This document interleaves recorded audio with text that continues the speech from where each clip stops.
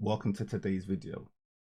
Today is about us understanding the balance of the one and the zero through what we mean by meaning, what we mean by order, and what we mean by chaos. So we're going to revisit, as I said, a way in which to interact with the world, which is through numbers, words, and symbols. Today we're going to be looking at symbols from a more psychoanalytic perspective. So we're going to be looking at some models within psychology that allow us to understand how we, as the most developed aspect of ourselves, our prefrontal cortex, the most developed aspect of what we call humans, especially within mammals, or mammals especially within humans, is essentially a mean machine, a way for us to understand signs and symbols, which basically was developed about, to what they say, about 50,000 years ago, and how this can be a gift and a curse.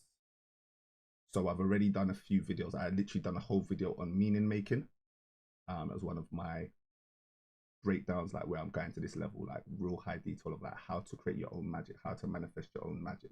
Like literally, I'm seeing that stuff happen in real time. We're in the year of the snake, we're in the year of transformation. And so we can create our realities, we can encode, i.e. the snake, the caduceus, we can encode our reality. That's what this year is about, encoding your reality. And depending on the vision that you have, depending on your imagination that you have, this will either create your heaven or it will create your hell. And so obviously, I'm trying to lead people. I was saying I'm trying to lead people, but essentially, I would definitely like to speak on how to avoid hell and how to get more heaven. But even within that, there is a paradox and a certain level of trickery. So today is going to be jam-packed of models and systems and an understanding of how we create ma'at, how we create balance, how we understand the order of the universe and allow ourselves to live in harmony with it. So this is a major theme, obviously, it's a reoccurring theme in terms of what we do. And yeah, what sparked this basically is last week I just went on a chat GTP. I just saw one model and I was like, wow, this model is so incredible. It basically encapsulates a lot of the things that I've been saying in terms of themes, but I had never heard of it before. It's like new to me. So me and ChatGTP were just going in for a few hours, and then by the end of it, I'd created like 10,000 words, or ChatGTP had created 10,000 words based on my dialogue and putting bits and pieces in, and a conversation. Basically, this is how I move basically with AI. So that basically obviously then formed the basis for today's class, and yeah, let's get into it. I'm super excited. This is going to be potentially transformational and an eye opener to anyone that's watched more than 4 or 5 of my videos.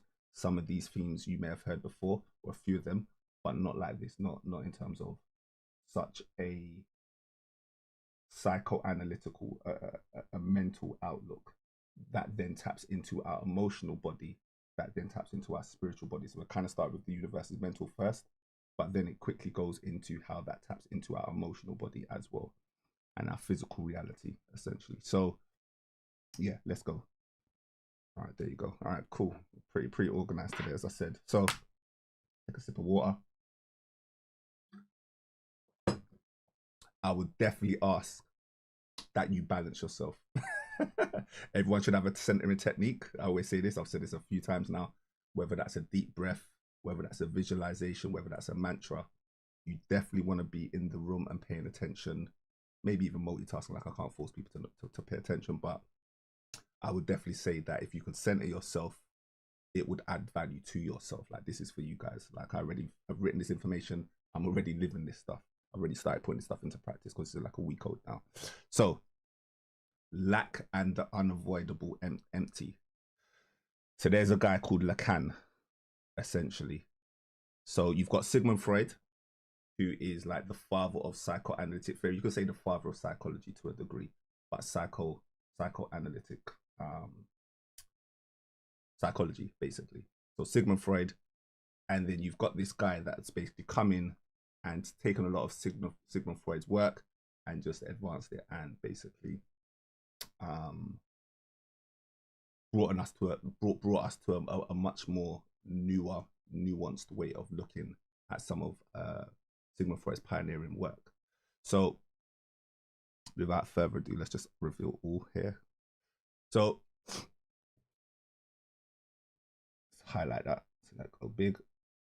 All right, it's incredible. This is incredible. All right, so what we're basically saying is that when it comes to meaning making, when it comes to understanding our maps of meaning, when it comes to understanding how we model the world, so this is basically tapping into systems thinking and how we model the world, we have to understand how that construct is built. So this is like a holy trinity, this is like a triad of how the construct is built. So just over the top, we have basically the real. So the real is the direct experience. The real in this would be the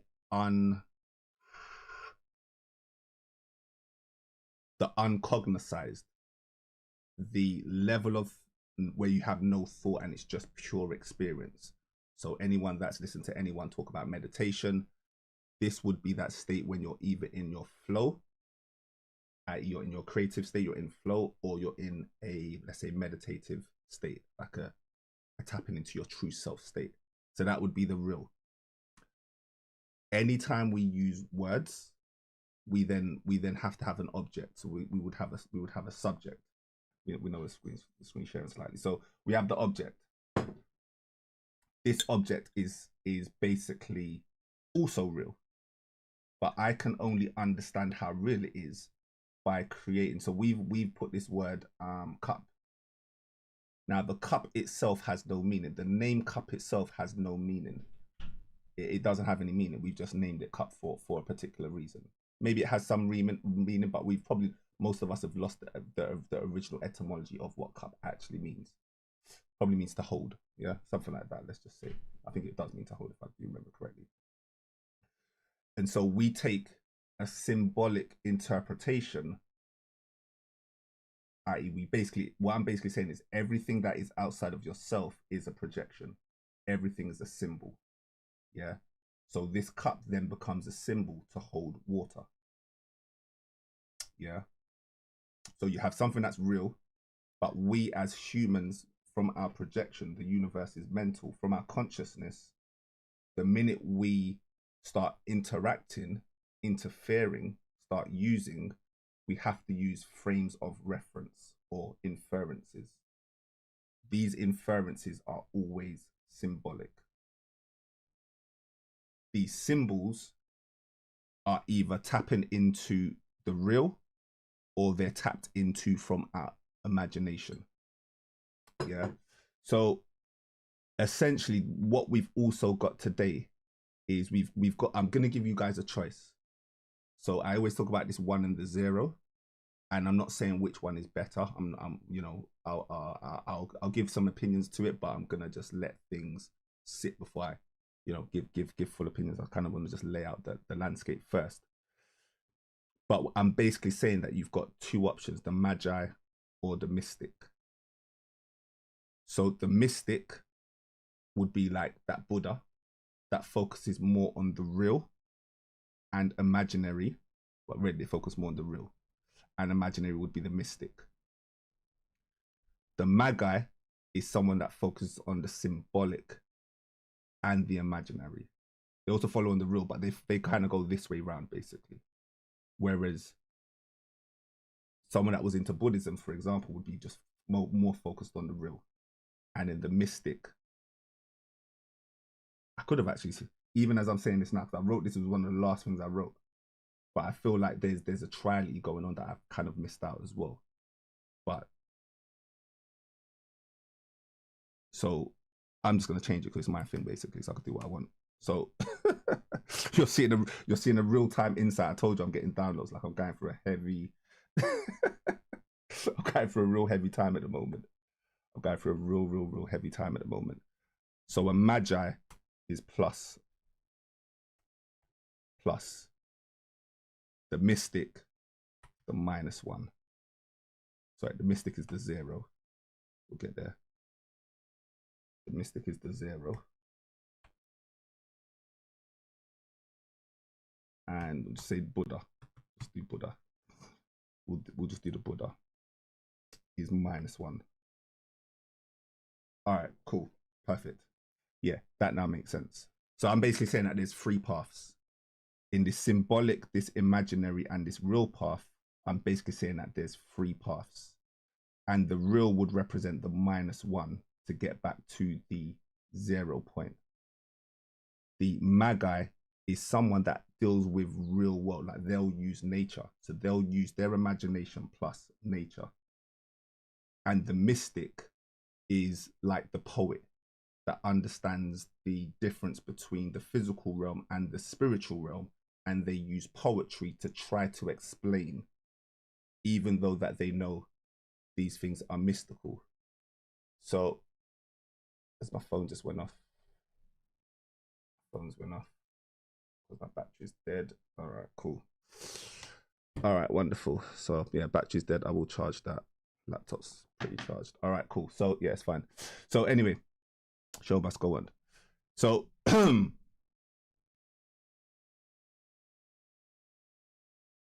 yeah, so you've got the magi, the mystic, and the Buddha.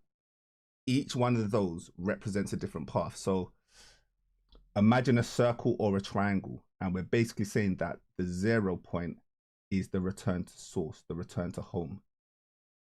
Yeah. And we're saying that, yeah, you can't see my finger. All right, we'll just have to do it here. Like the 0 would be like the top of the J, and then you'll have a -1, and then you'll have a +1, basically. So whether you want to manifest magic in this reality, then that I'd call you a magi. If you want to converge the 2 worlds, I'd call you a mystic. And if you just want to return to that emptiness and to that nothingness, I'd call you a Buddha. So these are just my terms. So I'm saying that there's basically a triality to life. There is a triality to life. And depending on how you model the world will depend on what you're going to try and do. This is pretty clear. So I've always said your promised land, whether it's the +1, whether it's the 0, whether it's the 3, or a combination of 2 or 3 or 1, how you model the universe essentially will dictate what your promised land is, which will dictate what your endpoint is, which will dictate what your purpose is. So everyone knows that at the beginning, I spoke about the Optimus Prime. So we're not going to go into it too much today. Like literally, you can just save this. I've done a whole video, the first video in the Infinite series, which is the free masterclass, 8-hour to 10-hour masterclass. I basically talk about this. So we're not going to go, I'm not going to talk about anything other than 3 points here. But just so you can just look at it yourself, you can pause it later. You can even pause this video now, I believe. So this basically is my version of dependent origination, which is a Buddhist term for cause and effect. It's how basically we get from cause to effect and the interconnectedness of the universe. So this is my own version of that model based on just my ideas and my theories of the universe and how the universe was created. And essentially the prompt for this video is that all of these videos I've kind of then started to model some of these. So the last week's or maybe 2 weeks ago video, we started to look at like discernment. So I did a video on discernment, which looked at wisdom and observation and truth. Then we looked at the meaningful connections video. It was about a month ago. I looked at meaningful connections, how to basically make meaningful connections. And then I realized that I was almost going to skip it, but I was like, nah, I cannot skip this bit, because the most important thing really is how do we, in order for us to tap into the oneness. So this video, this channel is all about oneness. So I've already spoken about oneness, stimulation theory, and creation. I've already done that already. So stimulation theory is just my model of the universe, basically, which is essentially a oneness principle. The universe is one, all is self, and self is all. Yeah, these kind of principles. And I'm basically saying that the problem, the reason for all human suffering is that they've got caught in the illusion of separation. And they've got caught in the illusion of separation because they live a dualistic lifestyle, or they live a multiplicital lifestyle, because they're living individualistically as opposed to holistically. Yeah. So again, these concepts are not necessarily new, but again, just the certain ways I have a spin on things and just, you know, inflections. Just want to give my point of view on how I see kind of these things. So today what we're doing is we're just covering separation and duality, and also know thyself. Kind of touches on slightly know thyself, like how can you know something basically. So we look at, we try to know something through its symbols. We try to use our imagination to see if we can tap into that knowledge. And then we also try and tap into the real present moment, that nowness, that presence, to try and know something. So these are the three ways in which we try to know something based on these principles. And as I said, the three archetypes that would allow us to do that best would be for the Magi, the Mystic, and the Buddha. Again, any questions, let me know. I do have the chat up. It is on, basically. So yeah, the chat is on. Let me just make sure things are charging. I'll do one more video back later. All right, cool. So, all right, and then we'll just hold that one. All right, so we'll go one at a time. All right, so exploration of the subjective mind. So yeah, like I said, Jacques Lacan is a French psychoanalyst, or was a French psychoanalyst about 100 years ago, or just after 100 years ago. And he has these three orders: the imaginary order, the symbolic order, and the real order. And I'm saying that you could either choose to create your reality. When you understand this allows you to create your reality, create your own language, and create your own identity. Or it allows you to deconstruct reality, deconstruct language, and deconstruct identity. Again, depending on if you're 1, 0, or +1, or sorry, -1. And so the imaginary order is the order of perceptions, illusions, and images. Yeah. And so it basically starts, like, consciousness starts with imagination. I've always said that. So you'd have a desire, what we'd call like a primal desire, that what I've been calling the Optimus Prime, the divine spark, that intelligible thing that is in that's our drive. That's just something inside of us that we can't really explain. We are just the way we are. For some of us, we just have certain things that are primal in nature. And then you're basically young, and then you look at the mirror. When children look at that mirror, they see that as themselves. So one of the tests of consciousness is something around the mirror. And I'm probably sure like these guys have got something to do. I don't really know the history of it. But all I know is that a measure of consciousness is to look at the mirror. That is a measure of consciousness. So if you can recognize yourself in a mirror, they would say you're more conscious. If you can identify the things that you see in a mirror, the more you can identify with it, the more conscious you are. And so developed in infancy through the mirror stage, where the child identifies with its reflection and forms a sense of ego. Yeah, I'm going to show you some charts. I got a whole bunch of charts today, so just bear these stuff in mind. I'm going to bring these stuff to like charts and stuff later. So it's basically the mirror represents the ego. I've always said that this universe is relational. This universe is also a mirror. The universe is also a stage as well. You know, the world is a stage, you know, Shakespeare.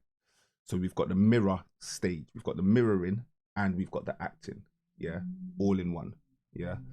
So this is basically the creation of the ego, because before this, they had no perception of a separate self that they could see. They were just in their primal being stage. Yeah, children in their being stage, crying because they're hungry, laughing because they're happy. Yeah, there's no metacognition, there's no thoughts going on there. So what we're basically saying is that the prefrontal cortex, which is the most developed aspect of our brain, is essentially where you would identify the ego in the body, just to be clear. So again, kind of going to prefrontal cortex today, but not fully. But essentially it's the latest developed part of our brain, and it's also the part of the brain that creates symbols. So the ego is an illusion, a coherent image of the self that masks its intra-contradictions. And so this gets into, so basically, on one hand, you've got the magician that understands the importance of, for example, fake it till you make it. Yeah. So on one hand, we've got fake it till you make it. Why? Because this reality is a mirror. The reality, the subconscious mind doesn't know the difference between real and unreal.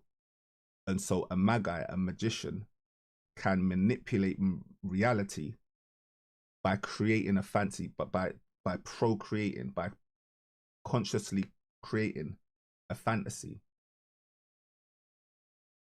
Now, this is what I'm trying to say in terms of, like, I don't see none of these as good or bad. Like, it just really depends on paths. This is all about paths. This is all about paths, essentially. It's up to you to mix and blend in your own mind. And so this, but obviously we can see that, you know, there is a negative side of fantasy, which would be disillusion, for example. So you've got fantasy, narcissism, and misrecognition. So your imagination misrecognizes its, you know, it only imagines things that are not necessarily real, because it's stuck in the loop of imagination. So I'm going to just talk about my art and just say that obviously what I'm going for personally is balance, and also usefulness and pragmatism. So, like, which one do I want to use in this particular situation? Which one is most optimal to this situation? That's myself personally, by the way, just to let you know where I'm standing on it. So this order is linked to fantasy, narcissism, and misrecognition. We identify with an external image rather than our fragmented inner self. All right. So the way people create a perfect vision of themselves on social media, an idealized self-image that is not necessarily real. I'm gonna come back to that because I've got some nice things to say about that. So the symbolic order. So the symbolic order is the realm of language, law, and structure. So this goes into, like, Plato's forms, geometry, matter, materialization. Yeah, the conduct. So we went from the universe is mental, that creation space. The universe is mental. The universe is what we make it. Life is what you make it. Into a collapsed version, a more condensed version, a more physical version of that. Through still a mental, we're still in the realm of mental, but we're on, let's just say, second order. We've moved to the second stage. And so in that second stage, you then have the language, the law, and the social structures. And basically, this is all, obviously, you can look at this as an aspect of ego, and you can also look at this, obviously, societal as well, like sociology. So you can look at this from a psychological perspective. You could obviously look at it from a sociology perspective. You could do both, of course. You can intertwine them, and plus many more metaphors as well. And so, governed by the name of the Father. So this basically just represents what the order of the day is. So at some point, you get your parents telling you, you can't do this, you can do that. This is what a good person does. Etiquette, morals. All of these things are still symbolic because they're based on references that somebody has imprinted into us. Yeah, whether it's unconscious or subconscious. So unconscious is structured like language and a desire shaped by symbolic systems, laws, social roles, and discourses. Our identity is determined by our position within the network of signifiers. So I'm not sure if I was going to get into this early, but we'll just do it now. We'll just break down some of these words. So signifiers, signs and signifiers, the sign of your nature. So again, just to be real specific, you have something called the real. That real thing is unintelligible. It has no words. It is just direct experience. Let's just call it the real is direct experience without any translation, encoding, or even decoding. It's just pure experience. But then we've got the we've got the signifiers. So what we're basically saying is that the cup. So, like, how did we come up with the name lion? Who came up with the name TV? So essentially, they don't have any meaning. We had to give it meaning. So did God create man or did man create God? Is how deep you could go with this question. So is God just aversion and our attempt to give signs to nature? Or did nature create these signs? I'll let you lot decide that one for now. We'll just skip on. That's a video in itself, isn't it? So our identity is determined by our positions within the network of signifiers, i.e. words, cultural meanings, familiar roles. When someone asks, who are you? And you respond with your name, your profession, nationality, these are all symbolic identifications, i.e. signifiers. So I am a salesperson. I am a father, for example, you know. So obviously the highest version of this is just to tap into your I am. So, you know, I'm not trying to hide anything, like it's not even really to tap into your I am, because even the I am is a projection. But, you know, it's about as close as we get.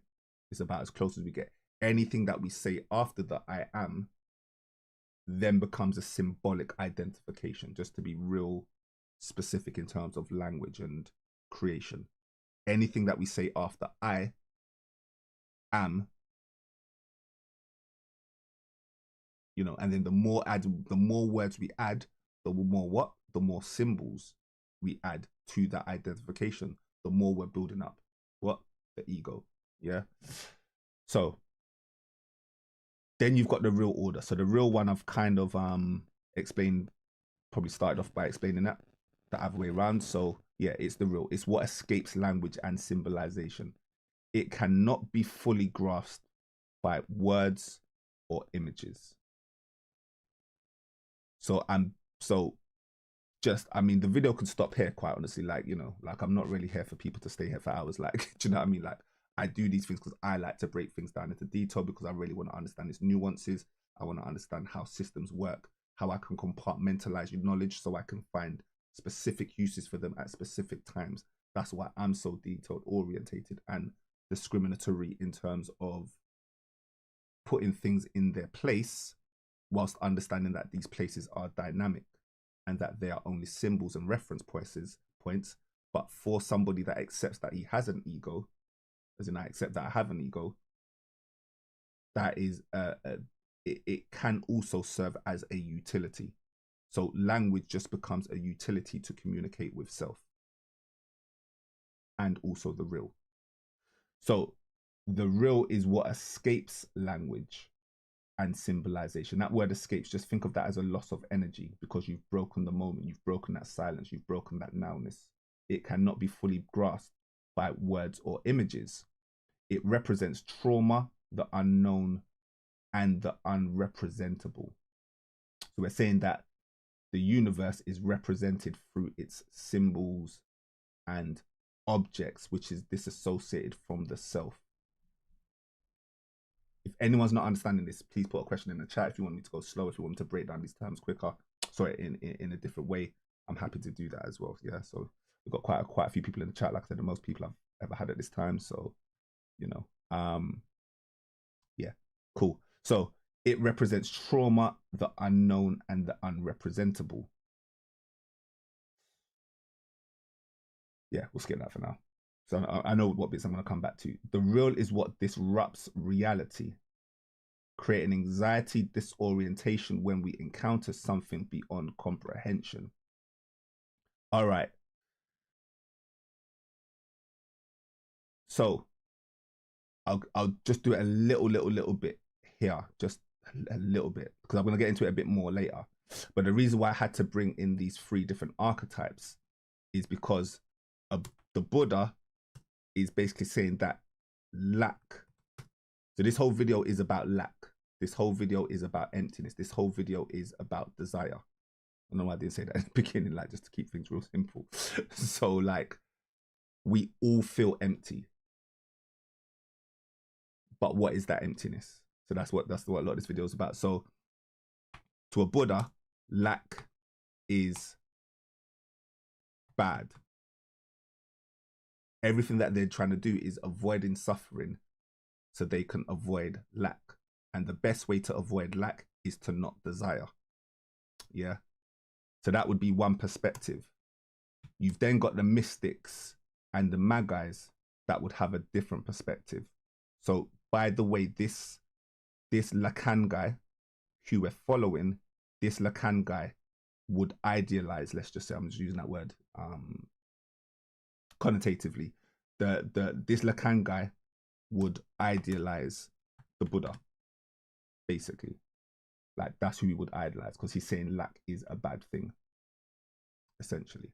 So, and all of this was built by Lack, so this has got like Lack perspectives on it. This has got perspectives from Lacan, essentially. So, where are we? Yeah, boom. So, the lack is what, the real is what disrupts reality, creating anxiety. So, because again, so now you can see the framing. So again, everything is about perception. So you can see the framing that this lack is what creates anxiety, because anxiety is a fear of the future. Fear is like, it's a fear of the future. It's a fear of the unknown, basically, or a disassociation, because we can't make sense of something. So essentially what this is saying is that chaos is bad. Just to be clear, in this reality, chaos is bad. We're going to touch on chaos. I've touched on it before, but we're going to break down chaos in even, I won't say even more depth, but we're just going to, you know, give some different slants on chaos as well. But essentially in this model, chaos is bad. Yeah. And so chaos is what creates crisis. It often appears in moments of crisis, absurdity, or the breakdown of meaning.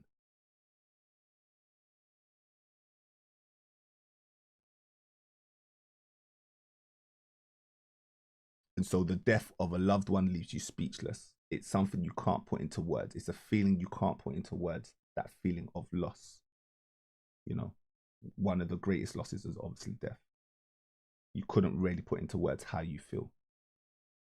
You could try, but you probably wouldn't do it justice. And so how the triad works together, the imagination gives us a coherent sense of self. So we're not saying that the imagination is true.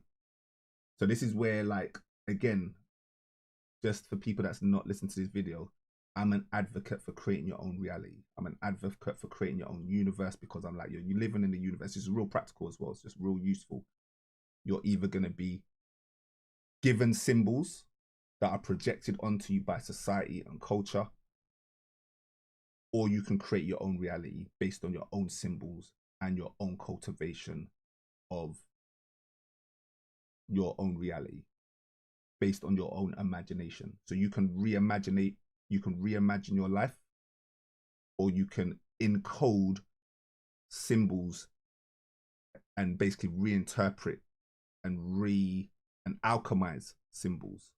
You can transmute symbols, just like how the word bad now is good. You know, like Michael Jackson version, maybe don't use it now, but like, yeah, you know. So that would be an alchemization through language or through a sign. A word is a sign. And so all I really teach is, I'm not really like, this video also was a bit tongue-in-cheek with like, truth is not important, because I'm basically saying that what makes the most sense if you're tapping into your imagination is your coherency. Because we create our own reality, it matters more that your truths are coherent, or that your belief system, which is going to be based on some sense of false identity. The minute you take something out of the real, there's always going to be a loss of energy. There's always going to be a falseness there. But an alchemist will work with that anyway, and a magi would work with that anyway, and just understand that it's just a construct of this reality. And so they just work with the tools that they've got. It's not good or bad. And so the imaginary gives us a coherent sense of self. The symbolic structures identify the symbolic structures our identity through language and society. And then the real disrupts both, exposing gaps in our understanding. And so when chaos arises, your ability to handle chaos is the difference between life and death. The difference between your imagination dying and your symbolic references dying, or them being transformed and enlivened through the magic of chaos. That's why you have chaos magic. That's why chaos magic is so important. And so a person may live in an imaginary world of a happy relationship, but if their partner cheats, a real moment of rupture, they struggle to process it within the symbolic framework of love and trust. Classic example. Yeah. Now, I'll just give you a moment to look at this, because this is like, it's an incredible model. Like, this was the model. So basically, yeah, so go back to last week. This was my first introduction. I cannot remember what I was doing or what I can't remember what I was doing before this. All I know is when I saw this model, I wanted to understand it because I kind of got it. But yeah, I was like, yeah, let's go. Yeah, it was worthy of my, it piqued my curiosity enough. And anyone knows I'm a curious cat. And so, yeah, it was time to just explore more. The more I was exploring, the more I fell in love with this model. So here we are now speaking about it. All right. So I've done a little table to just really explain some of these concepts. I kind of, could I do both? I'm gonna try something. For once.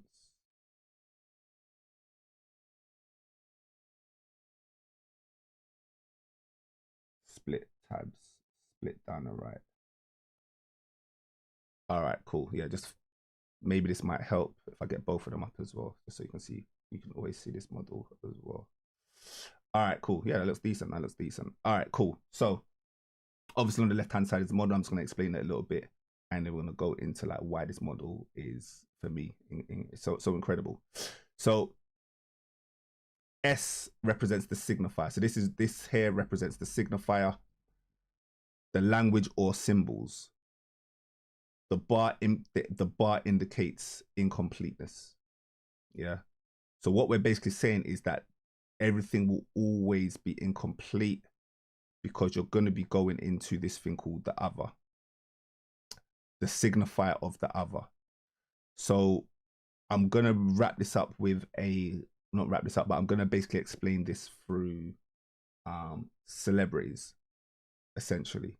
So an ideal and an idealization, an idolatry. You can, from this model, what this broke down to me the most is why in all the religious texts, idolatry is like one of the most major sins that you could commit. Idolatry. The universe is one and one is and. The universe is one. All is self and self is all. La ilaha. So, wow. So, all right, cool. The Barrett other. So I'm just going to explain this. So the divided subject, the money. I love how you put it, $sign. The world is moved from the divided subject, this S. Yeah. So that is the split. That's the split of the personality. So you've basically split yourself between the conscious and the unconscious mind, the real and the not real, the self and the not self. Yeah.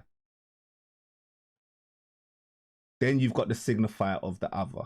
The signifier of the other denotes and represents this desire to reach this split self, this self that you split off. Now, finally, we're getting there. Again, once I'll be able to tie these all together, but I kind of just need to just do them individually first, and I'll tie it all together. So the ideal ego. Where's the I here? Ah, yeah. The ideal ego. So the ideal ego is the key. The ideal ego symbolizes the ideal construct that's based off of societal norms and also your own expectations. So as I've said, this is a mental, and then this is also societal. So you basically have these heroes, these gods, these celebrities, whichever, parents, for example, and these things exist outside of you. You then idolize these things that are outside of you, which then creates lack. which creates a desire. Yeah. This delta, where is it delta? And that's the delta there, signifies the change or difference. So the difference between where you are and where you want to be is basically the subject of desire. That will be the gap. So you would depend on you're going to be happy. So say like you get close to that desire. So basically there's a happiness scale as well. Just reminding me of the happiness scale as well, which I'm sure you know these people have studied as well. And in the happiness scale, they're basically saying that happiness is determined by how much you how close you get to the expectations of what you expected, essentially. And the closer you get to your expectations, the more happy you'll be. But even that in itself causes a loop, which I'm about to prove in a second, once I skip down a little bit. So you've got an idealized self, but then even worse than that, you've got an unobtainable self. So you've got a small imagination, or you've got this projected self which will never be hit. So you've got a desire that you can reach, which will cause a problem, but then you've got a desire which you can't reach, an unobtainable desire which you can't reach, which is in the I and the A, and that also causes a problem. Yeah. And in the split, the diamond shape shows the link between the tensions, the subject, and the desire, which is shaped by lack. All right, the relationship between the split subject and desire. And then, I'm not French, by the way, the jouissance. Yeah. So the jouissance is basically bliss, your bliss state. So once I've met my desire, I then get the feeling of bliss. I get the feeling of satisfaction. But this is like, it's more like a bliss. Like my cup is full. I have so much desire. There's like an abundance of it. It's an abundant state level. It's a transcendental level of achieving something that you had idealized, and then now you've actually achieved this desire. So it's beyond the, it's completely beyond like ordinary satisfaction. We're talking way beyond contentness, essentially. All right. And then castration. So castration is essentially your super ego, or your super ego can never ever be happy. This is the trick. The trick of the ego is that it will never ever be satisfied. And the reason why it will never be satisfied is because it's not satisfied when it doesn't get anything, i.e. it has this gap, this desire gap. It's not going to be satisfied, the super ego, because you're not living in your true self. You're not living your best life. You're not living how you're supposed to be. But then once it gets that thing, it goes into a state of overjoy. And because the universe is always changing, let's put the camera back up. Charged a little bit. Bust that out for a sec. Alright, it's gonna sort my camera out for a sec. You know.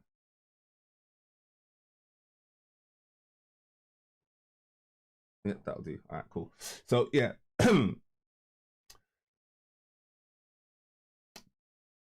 Alright, so where was we? Castration. So you've even got something called survivor's guilt, for example. So survivor's guilt is like a millionaire who made it and sees that their friends haven't made it. And your super ego's now like, now I've got to help the world. Or I've at least got to help my friends. Okay, now I've helped my friends, but now what about the world? So there is always this castration, this feeling of guilt that is always there as well with the super ego. So you can never satisfy, to a degree, you can never satisfy your higher self, because the super ego in spiritual parlance would be the higher self. So even ideas of the higher self become a trap. Like, if you've never heard that before, that alone could change your life. because I know so many people in the spiritual community, my higher self, my higher self, my higher self, my higher self. You might as well be saying my idolized self, my idolized self, my idolized self. So you've now worshipped this thing called the higher self. How many people watching this video know somebody that's achieved and that is living, that has reached their higher self? You know, just think about it. And hopefully there's someone on this that's listening that maybe knows 1,000 people. So if 1,000 people, is it that hard or is it actually unobtainable? Because it was a figment of your imagination. Because you created an idealized aspect of your higher self. I hope you're understanding this. Like I said, there's certain pivotal points in this video where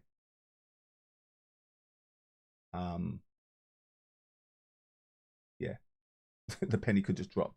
That's one of those points. So the insanity of idolatry. So I'm basically saying that the insanity of idolatry, the outer. So you've got this thing called the outer, this idealized thing, this thing that exists outside of yourself. Yeah, this thing that exists outside of yourself, whether it's a celebrity, a god, an idealized version. All of these things exist outside of the reality, the real, in this triad. The outer can never be satisfied. Yeah. And so in magic, you have the law of similarities. The law of similarities is kind of similar to like the law of correspondence. And essentially, lack creates lack. So anytime you desire something out of yourself, all it's going to create is more desire for more things outside of yourself. And so we've got this line. This was one of the last things I wrote before I came on, because it was just, you know, I'd obviously got to the end of the presentation. It just crystallized so beautifully. So the outer, which is a subject, any subject, and again, you can create subjects in your mind. I'll say that again. Craves any subject, or the outer craves an outer, i.e. a symbolic outer, like a celebrity. Now that outer, now the reason why you can never satisfy the ego, especially within a biological system, is that outer also desires an outer. So anyone that sees themselves as a celebrity, anyone that gives themselves a title, they've created their own outer, or alter, alter ego. They've created their own alter ego that idealizes their outer. So we're basically saying that you've went into like a triple stage of craziness, a triple stage of imagination, a triple stage of desire, a triple lock of desire through the subject, the symbolic, and the imaginary. So lack creates lack is what I could have also said. So basically, this is what the main problem is. The illusion of separation is the illusion to create outers and innies.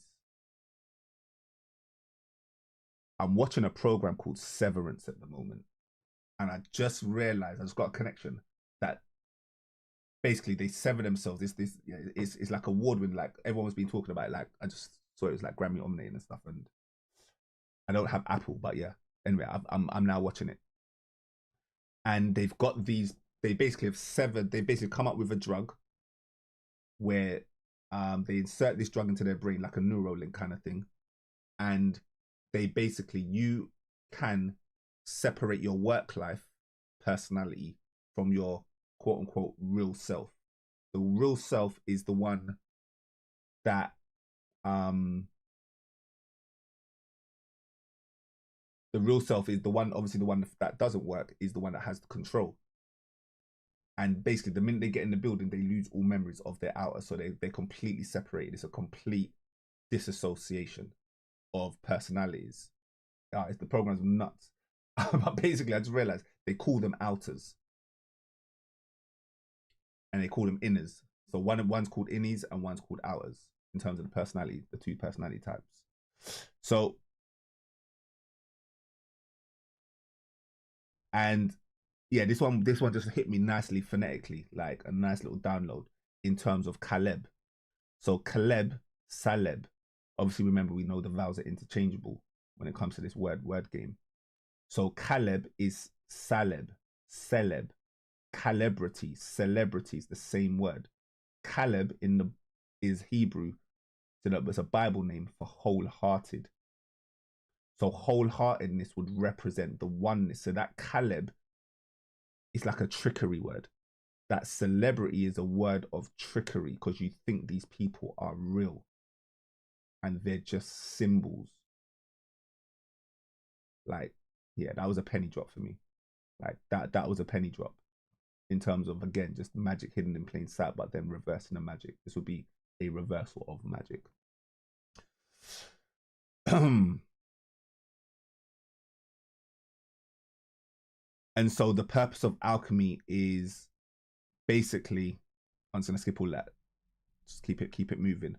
The purpose of alchemy is basically to return to the secret fire.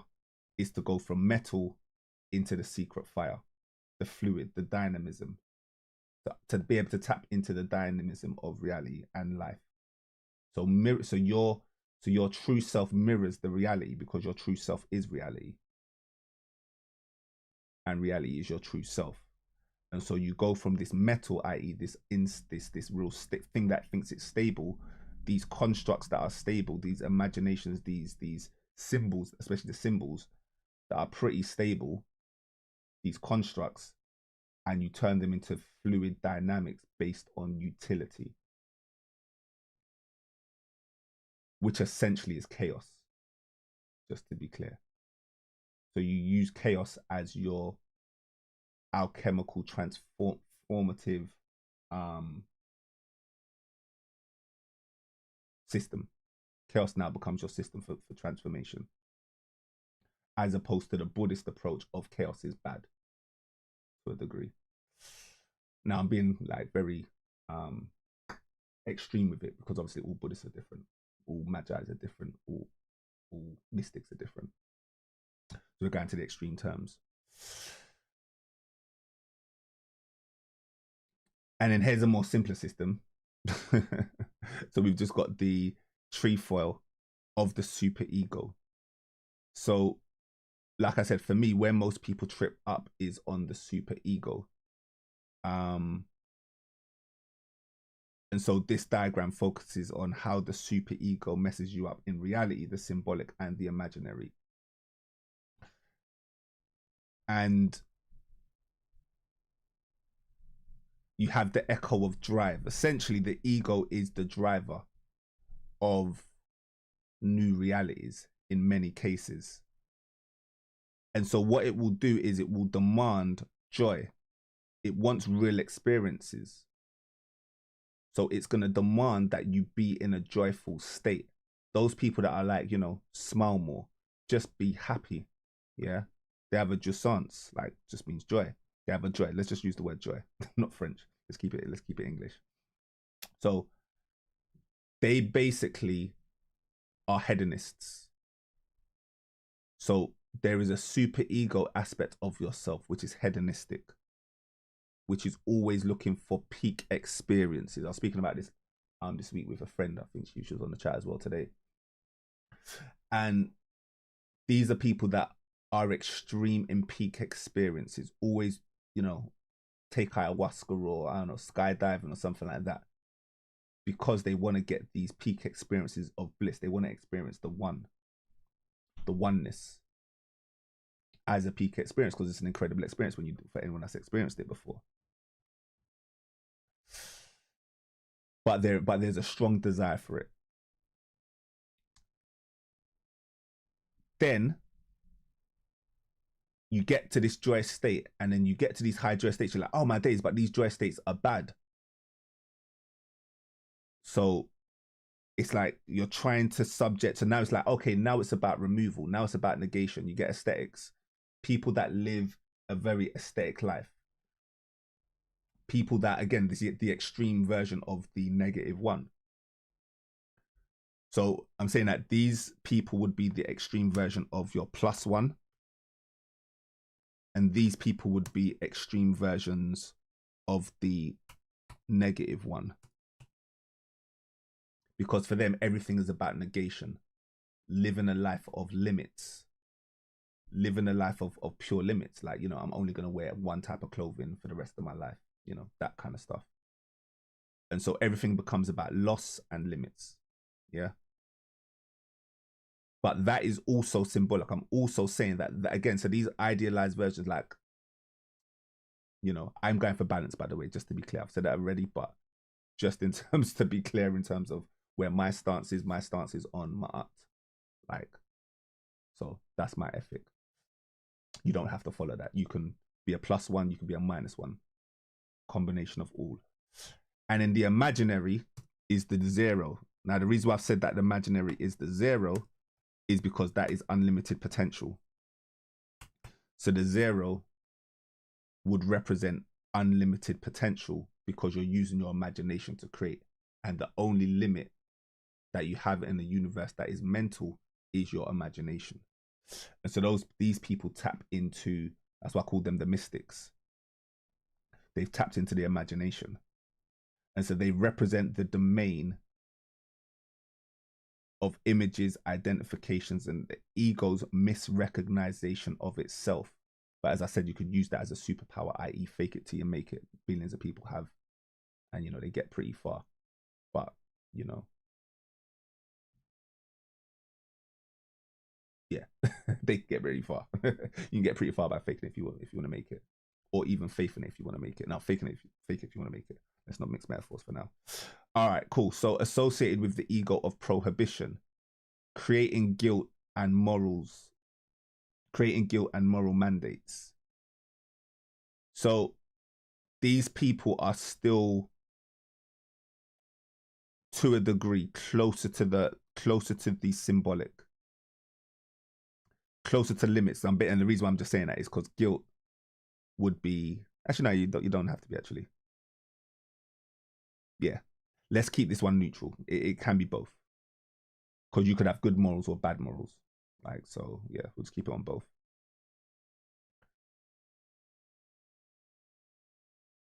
And then basically this is how you combine the two. So obviously we've moved from that. It's pretty decent actually, me having both of them up, so you can see the image as we go along. So yeah, basically we've linked it to hedonism. We're just saying that the real and the imaginary creates hedonism, and the symbolic and the real creates nihilism. Yeah, so these are like the two extremes.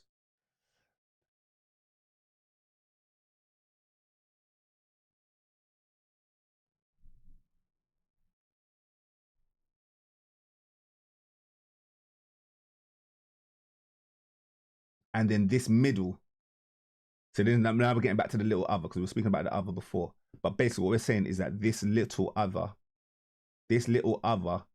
can never fully grasp this. Your imagination is not real. The real goes too quickly. Like, who can really capture a moment? You can't capture a moment. You can capture a moment, but that the minute you capture it, what is it? It's not real, because now it's just an image. That's what is a photo. You've now captured a moment. You've captured the light. But that is not the light that was originally the light when it was in its free flow state. Hopefully this is making sense for people. Again, any questions, people in the chat, let me know. So you can't capture the real. The imagination obviously is not real. It's a construct of the mental. And then this also is not real either. So the symbol is obviously not real. It's a construct. It's an interpretation of the real. Your interpretation is obviously a loss of energy, which again is not the real. So you can't capture the present moment. You can't capture the present moment. You can't steal the moment. You can't steal time. Borrow it. You can't steal it. You can't keep it. You don't get to keep it. That's essentially it. So basically, they're all traps. The crazy thing about this is like, when I look at something like this, I shouldn't actually laugh. If I took this stuff more seriously, I'd cry. Probably. I'd probably cry if I took this stuff more seriously. Because how do you get out of this? For me, that's why compassion, metta, you know, love and kindness is just the key. Because how do you get out of this? You're trying to tell me even the real is still part of my super ego. Even me trying to chase the real is part of my small ego, my small desire. It's still something that's unobtainable. You're trying to tell me that these meanings that I've created, like this numerology. Remember remember who you're speaking to, you know? The guy that created, or one of the guys, again, you know, I'll give myself a title. The guy that supposedly created the world's first multi-divination app, all in one platform, 18 different divination systems in one platform. Why? Because I said mean machine. Yeah. Use these as tools to become a mean machine. But obviously the way I'm doing divination is completely different to the norm. Go check out that video. The one where I talk about divination. I can't remember. So anyway, my whole point is, what you're trying to tell me, even making these symbols, these numbers are not real. These meanings that I've attached to these symbols, or these meanings that I've attached to this, to the signs, is not real. You're trying to tell me that the imagination, this imagination has a certain level of fakeness to it as well, through statements like fake it till you make it. So like, I understand why people talk about the soul trap. I understand why people talk about assimilation theory. I understand why people go with the whole Gnostic theory of this universe being evil. Like the universe itself as a construct is evil. And I get it when it's framed in the reference of the amount of people that would be able to break free of this quote unquote trap is like 1 in a million. So something that is 1 in a million, how can that be heaven? Where's even the balance in that? Like I do get it. Like, I don't ascribe to these theories, by the way. Again, these are not ascriptions I give. I don't give significance.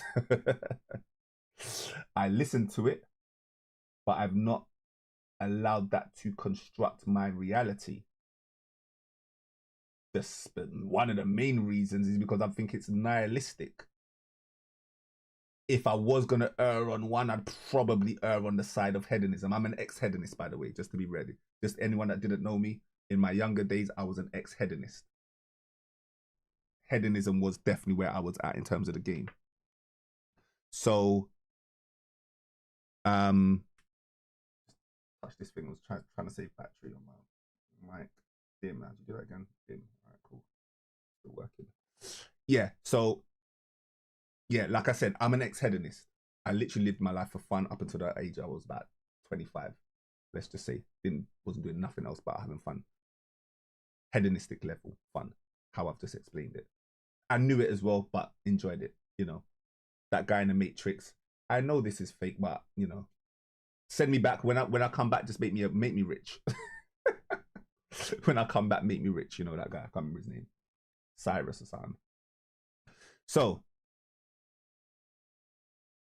the lies. So yeah. Anyway, the lies at the center of the tree file, not showing how the subject is caught in the interplay of drives, prohibitions, and symbolic limitations. So again, I can understand this idea of desire equals lack. Yeah. But again, I'm going to give you another perspective on it in a short while. I've hinted at it already, so it won't be a surprise. Well, depends on if you've been paying attention or not. So anyway, yeah, I feel like skipping this. Yeah, like I said, we got 14,000 words, 73 minutes just to read through once. So yeah, we got to skip some stuff. That was always going to happen.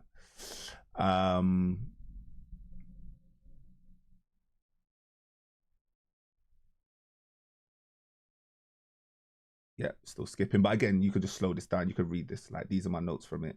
You can slow this down anytime you want. Yeah, I like that. I just like this boldness, what it did here. So the echo of Apida. So this is this one here, which again is the real. So this is for me, this for me is where I think for people who call them quote unquote spiritual, this would be the spiritual trap. So I'm basically saying that all identifications are a trap. Spirituality is a trap. I was say that one again a bit slower. Finally, I'm now with you, Shane, because me and my cousin has been speaking about this. He's been speaking about this a lot, quite heavily. Spirituality being a trap. He frames it slightly different, but you know, now we're on the same page. Like I'll just use it. Spirituality is a trap. It's controversial, of course, but you know, it's explained well here through the echo of Oedipus. Go look at the story of that. I'm not going to explain it. I actually don't think it's that relevant, but you know, Freud loved Greek mythology, so it is what it is. Anyway, an internalized reminder. Desire is structured around lack. There you go. So you desire lack. Think Buddhism. These are people that desire lack. I want to take things out of my life. I want to live in a monastery by myself in a forest and remove all the worldly evils, whatever, desires. Fulfillment is always meditated by the rules of symbolic language. The subject must grapple with the impossibility of achieving wholeness. That's why spirituality is a trap, because even the desiring of lack is still a desire. Who said that the desiring of lack is better than the desiring of less lack? Let's just say. So I would say it, unless you can frame it, and again, these frames are again symbolic, so it depends on how it's lived. There is a chance that spirituality is actually now what's holding you back. You get to a level where, okay, cool, I'm just thinking about money, I'm thinking about girls, I'm thinking about cars. Okay, cool, excess, yeah, hedonism, whatever. Then you're like, oh no, my days. This now comes in. You now get a new model. Oh, it's about lack. You meet a Buddhist. You meet someone that's spiritual. Oh my days. I now must reduce, get rid, minimalize, feng shui everything up. And then you desire that so much that craving creates its own what? Super ego that is just now built on lack. And so that's what I mean when I'm saying spirituality then becomes a trap for an evolved soul. So even spirituality you need to kill.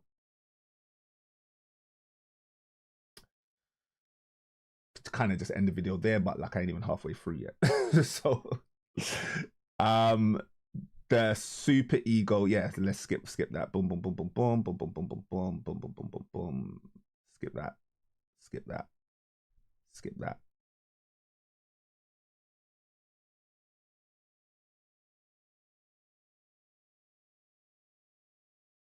Yeah, and obviously just now you become a sacrificial lamb. So basically, yeah, balance is the key. There you go, Elion. Yeah, like I said, for me, I'm on this ma'at kind of thing, which again is the middle path. So I'm being a bit harsh on Buddhists, by the way. I don't know why I'm singling them out for, because I'm being very, very harsh, because, you know, the middle way is also Buddhist. But again, it's just this. I'm talking about the idealized version of Buddhism, not specifically the actual, let's say, teachers. I'm talking about the idealized version, just like I'm talking about the idealized version of a hedonist, because most hedonists, you know, not maybe that bad, you know, might enjoy their family and stuff like that. So whatever, or relaxing time on the beach. So again, all of these things are symbols and images, and I'm just speaking about the extremes, just to be clear. So I don't know, my laptop, 15%. All right, cool. Why are you not charging for? Are you charging? You charging? Nope, you're not charging. All right, cool. Yeah. One day I'll get 2 chargers. One day I'll get 2 chargers. I actually do have 2 chargers. All right, cool. Anyway, so the subject might develop. All right, we're gonna go survivor's guilt. See, I spoke about survivor's guilt. Guilt for wanting something too much. All right, skip. I'm trying to get to the next bit. All right, I've done it. I've done nihilism versus hedonism, so we'll skip all of that stuff as well. The super ego's role in terms of swinging in between extremes. So again, it's just more nihilism versus hedonism. That was a nice conversation I had with ChatGTP. And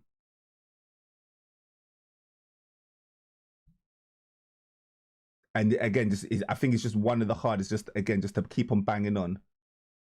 One of the hardest realizations is that even joy is attached to lack. Again, these peak experiences. All right, cool. Cool. Why my framing is brilliant. Yeah, ChatGTP is trying to gas me up. ChatGTP was trying to gas me up where why your framing is brilliant. Because I'm, again, the way I work, it's not like, oh, ChatGTP build me things. I'm having conversations. I'm like, no, ChatGTP, what? Why are you telling me that for when it's supposed to be like this? Again, you're not. Yeah. These things are useful. So I'm using these as tools, just like how I use crystals as tools, just how I use water as a tool. You know, I work with these things. Like these things I work with. It is never the tool, it is always the man, as I always say. So how I use ChatGTP is useful for me. I can't say that for everybody else. I can only speak from my experience. It is extremely helpful for me. It even tries to boost my ego. Why your framing is brilliant, because it didn't come up with this framing. It tried to go down another angle. Like there's a couple of times where I had to course correct it and was like, why are you trying to say these two people are different? Like, are they not the same? Like, I'll show you that in a second, but anyway, whatever. That's enough. All right, then we skip that bit. All right, so that was a whole bit that we skipped as well, Lacan in society, because again, just my channel that I've created, I just really don't talk about the world. So this talks more about like, you know, the world stuff. So I had it, but I'm just not that interested, quite honestly. I just have minimal desire to focus on outside, to focus on society, basically. Each one teach one. It's more what I'm about. So, all right, chaos theory. So I have covered this before in a video where I literally spoke about chaos. So again, these are just about angles. Oh wow. Yeah, that's mad creative. Yeah. I've seen people do that. I've not actually done that.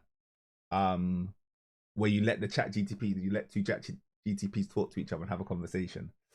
Yeah, because again, I'm heavy involved in tech, obviously, you know, digital marketing company and all that kind of stuff. So, yeah, I've heard the conversations of what Google released when they're going to start doing podcasts, AI podcasts, and you see the AI podcast, two co-hosts talking to each other about metaphysics, and pretty nuts. Pretty nuts the time we're living in. They're talking about meaning of life and metaphysics and how humans study metaphysics, and they're laughing at humans how they study metaphysics. It's pretty nuts. Again, you can see its flaws and stuff, but again, right now we're working with AI with still its dummy in its mouth. Early days. But yeah, cool. Anyway, all right, so chaos theory. All right, we get rid of this. I'm gonna slap that back up here. I'm not slap this back up here. All right, one sec. Open in default app. No, open in default app. All right, let's get rid of that. Open in new window. Oh, that's a better button. All right, slap that up there. All right, cool. So,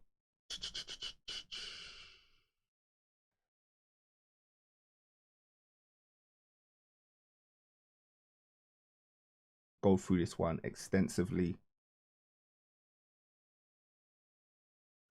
But yeah, random events expose the fragility of the imaginary. Yeah. So essentially what I was saying is anti-fragility. I'll just show you the book just quickly. So I don't own this book, but I in the book.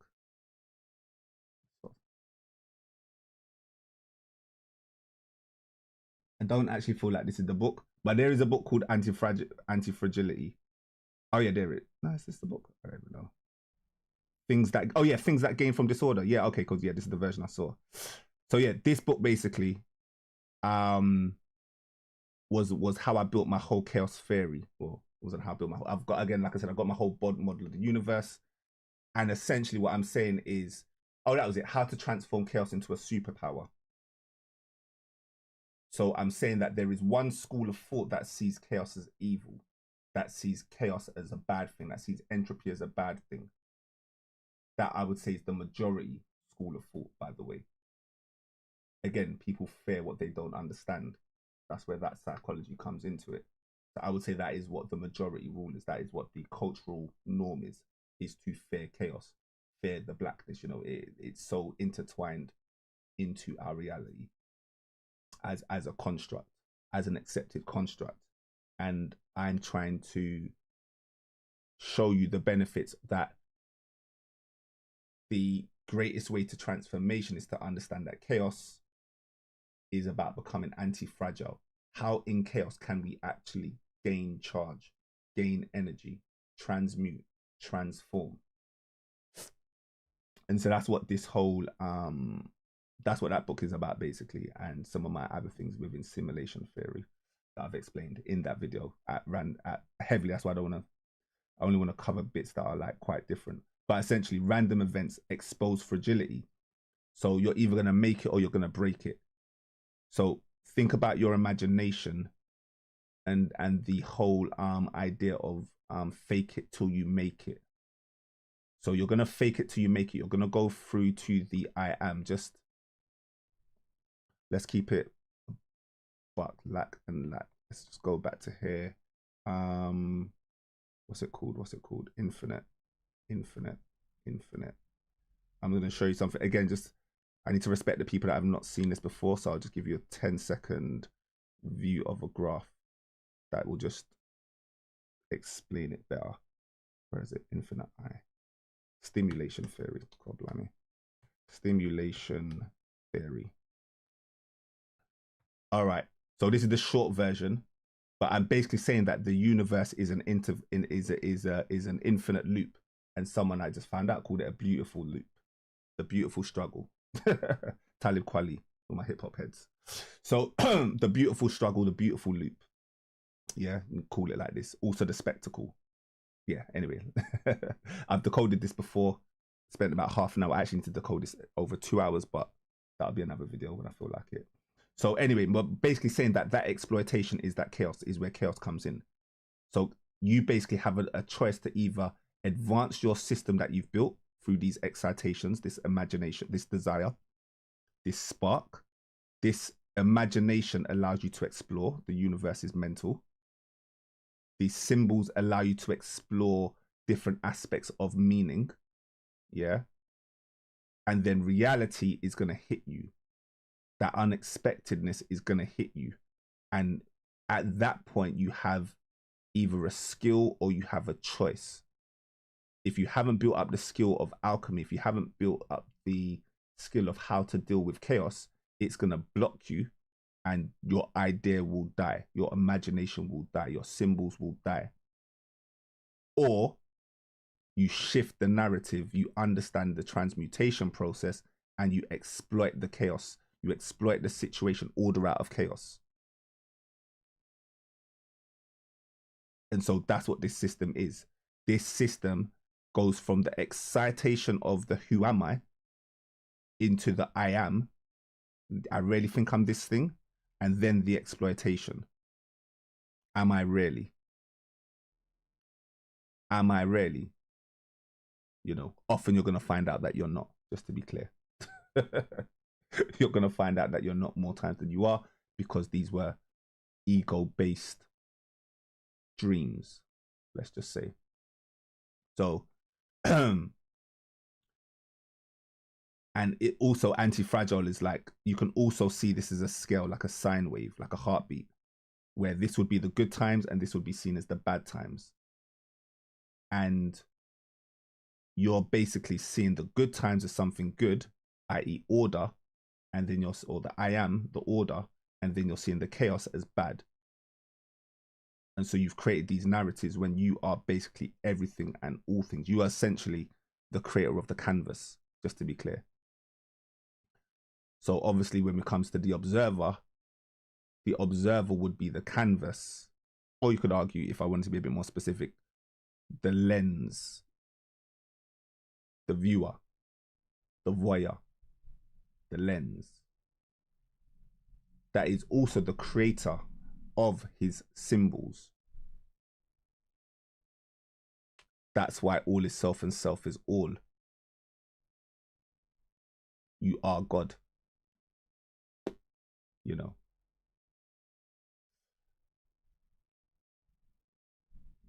In my mind, it works for me that if you don't call yourself God, you're idol worshipping. But yeah, I know most people can't get with that logic. But in my mind, I'll just say that again. In my mind, if you don't call yourself God, you're idol worshipping. Because how can anything exist outside of you? Because the ultimate construct of you is consciousness awareness, that we know when you tap into those high states, you become one. So your ability to become one is no different to the only thing that there is a difference in is amplitude. So again, you know, these are all signified. Now, does that mean that's true? No, these are symbols. I've put them into words. But in my mind, it doesn't make sense for me to separate, have God as this outside thing that exists on a cloud, and then myself being something that what desires to return to God. So when I call myself God, that is a recognition that I am part of the all. I am allness. And if I need allness, then there is no lack. I'm dropping the science now. Like, you're just getting the science drop now. Also, I'm recognizing that I am nothing. And so if I am nothingness, then I have no lack. There is no lack, because there is nothing outside of nothingness. So then I have no lack. So whether I'm allness or nothingness, whichever way I want to frame it, there doesn't need to be no lack. The Caleb, that half-heartedness, that Caleb would be like a half-heartedness. So it's almost like, yeah, there's a balance, but then there is also a half-heartedness. And I'm saying the half-heartedness is not a great thing, because that half-heartedness is going to cause a split. Paradoxes upon paradoxes upon paradoxes. Why? Because it's just language. These are word games, essentially. You got to feel this stuff. Honestly, you got to feel this stuff. So, boom, boom, boom, boom, boom. Let me see if I want to say anything else here. Again, you guys can slow this video down anytime you want. You know, the imaginary realm is self-coherent, is the realm of self-coherence. As I said, I only focus on working with people that want to build a coherent system. That's when you come to me. You want to build a coherent system? Let's go. Let's go. You want to create some magic? Let's go. That's the world that I probably operate. Like I said, I'm naturally delineate based on the one, based on the I am, as opposed to the zero. Although, you know, we're tapping more into the zero aspects right now as we speak in practice. So the ego desperately tries to mask randomness and maintain a false continuity of identity. This is key. So again, your person is a part son. You are a person. You are a part son. That part son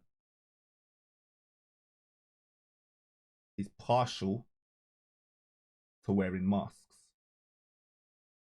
It will mask randomness in order to maintain its false sense of self.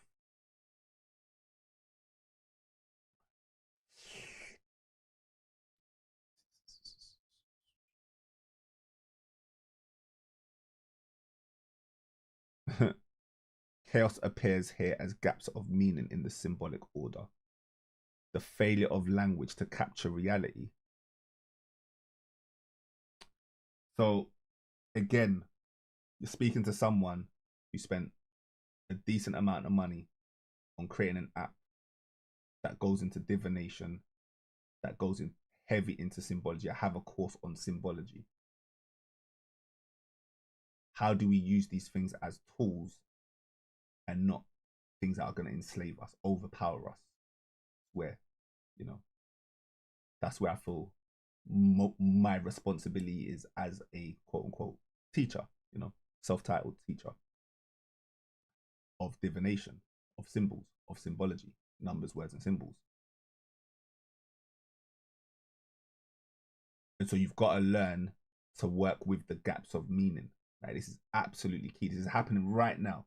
Like, anyone that watched my divination videos, asked me for a link. You can see how I'm literally trying for me to not call out that I saw the future in my reading. Like, try not to say that. I'm very happy for just a gap of meaning to exist. I don't want to just like solidify and be like, yeah, I'm a prophet. Like, it's happened quite a few times now that since I've been getting into this divination, the more heavy I'm getting into it, the more I'm seeing the patterns, the cycles, and then just weird things are happening where I'm potentially I'm either projecting reality. Well, I'm not projecting. In some instances, it's obvious I'm projecting my reality because my wave is quite small within my own space. But I'm talking about like worldwide events and me looking at my divination reading and just seeing it playing out in worldwide events on a mad level. Like, it happened today and yesterday. Like, you know. So, but my whole point is I don't need to be like, I'm a prophet, or I just, you know what I mean? I could call myself that if I feel like it's a construct. You see what I mean? But we have to allow for the gaps of meaning. Like, this is absolutely key. Which again is a chaos. Which again allows for more creation to exist, by the way. So the problem will be when you focus too much on solidifying your truths. I'm surprised it's taken me that long to say it. But I'm basically saying when you solidify the real, so you think you have something real and then you solidify it through words and meanings, and then now you think it's real, that thing that you think you've perfected now dies. This is key. And so you've got to allow for gaps of meaning, which is essentially gaps of creation, which allows for that wave to keep on flowing.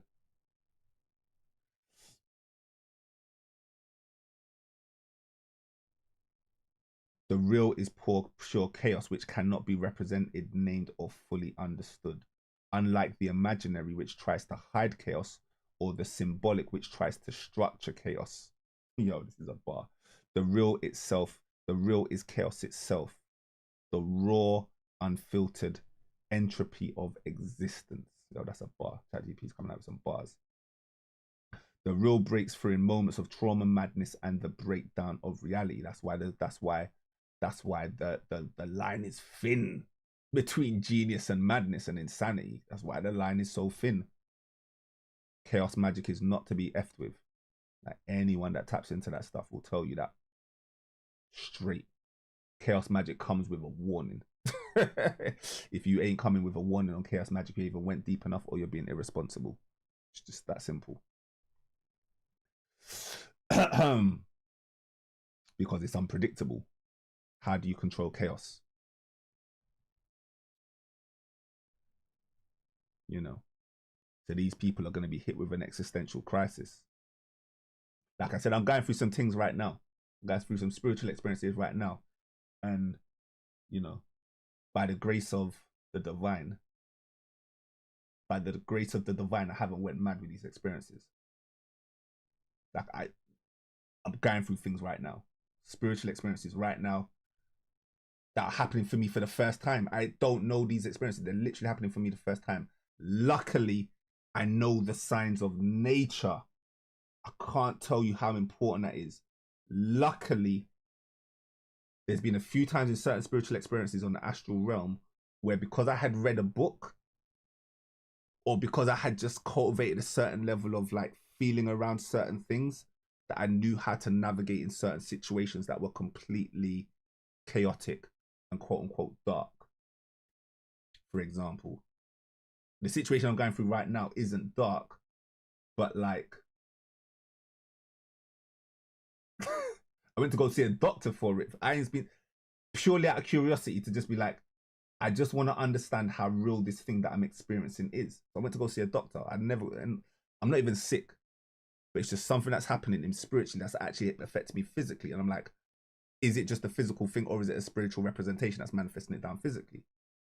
But again, luckily, because I've had the signs of nature in spiritual experiences where I've also experienced this thing, or the first time I ever experienced this thing that I'm feeling now, i.e. with my eyes wide open, was when I was in a spiritual experience. And it happened multiple times in spiritual experiences. It's almost like a signature of my personal DNA. It's almost like how my spirituality expresses itself, or one of the ways in which it expresses itself.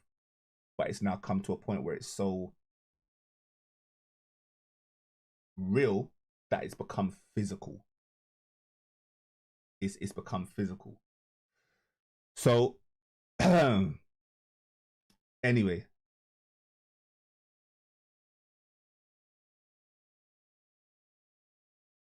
and I was saying the other day to someone, it's like the groundedness. It's that ability to ground yourself. That my ability to keep myself grounded to a degree. Like, we all suffer from delusion. The minute you get into symbology, there is going to be a certain level of delusion there. You know. So again, how do we get out of these traps? Difficult. and the way it works is that you've always got to navigate it. There is no time when you are perfectly. You basically got to just think of yourself as alcoholic. You basically just got to me, you just got to accept that you are egoic. It makes more sense. It makes more sense to accept that you just have an aspect of you where the ego will exist as long as you have this physical body. That's how I basically deal with it. I expect that there's an aspect of myself which is always trying to come out, which is the not self, and there's an aspect of myself which is always trying to come out, which is the self. And it's the integration and relaxation which allows me to find ma'at and balance. This is basically, I'm just giving you the gems now in terms of how these are literally direct experiences of how I live my life, or try to, or live my life, you know. And it's a moment by moment thing. There's no aha, I've got it now. Like, the minute you think you've got it, again, the real changes. The minute you think you got it, I've worked out life. You sure, mate? You sure? All right, cool. So, chaos theory in mathematics. Might have to skip mathematics stuff. I'm not really feeling to go into the math. I've got some maths in there as well, but I'm just gonna skip that.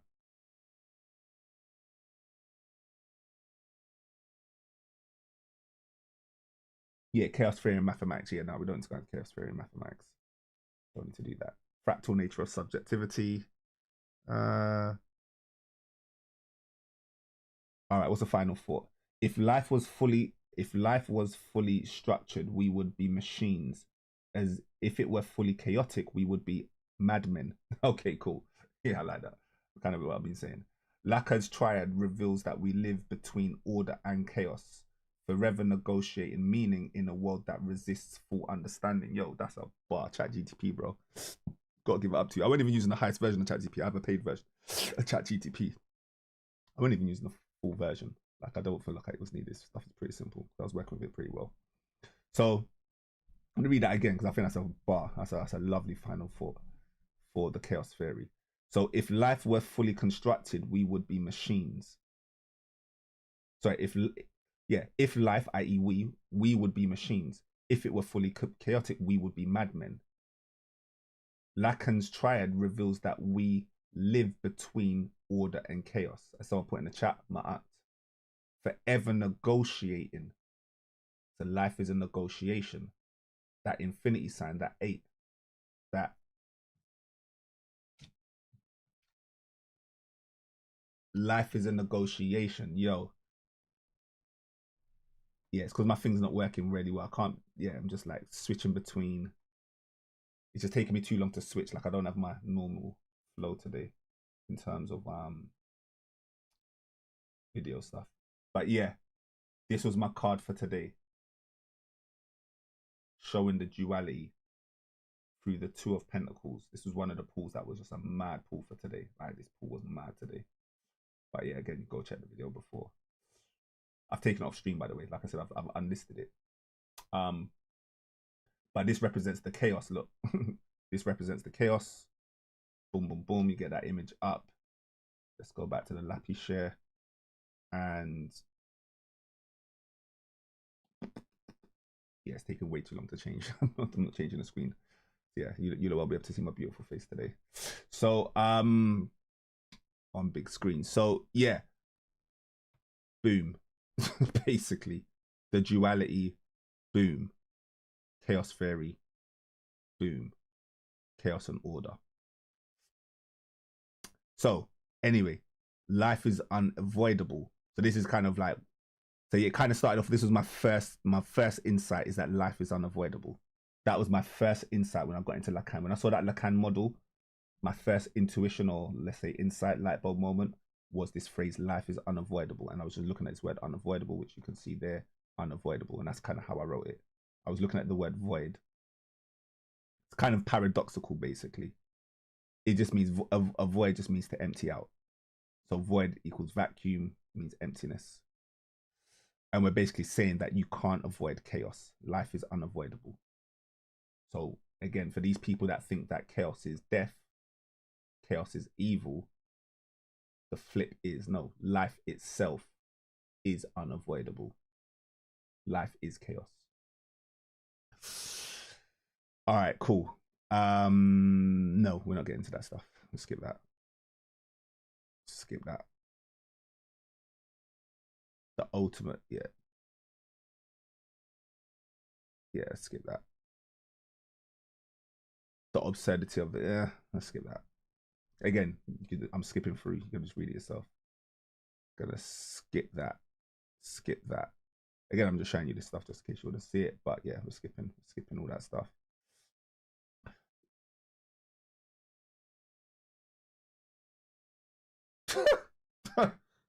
Yeah, we'll go with the conclusion though. All right, we'll read that one. So in terms of this unavoidable, life is the unavoidable self replicating chaos of the void, trying and failing to return to nothingness.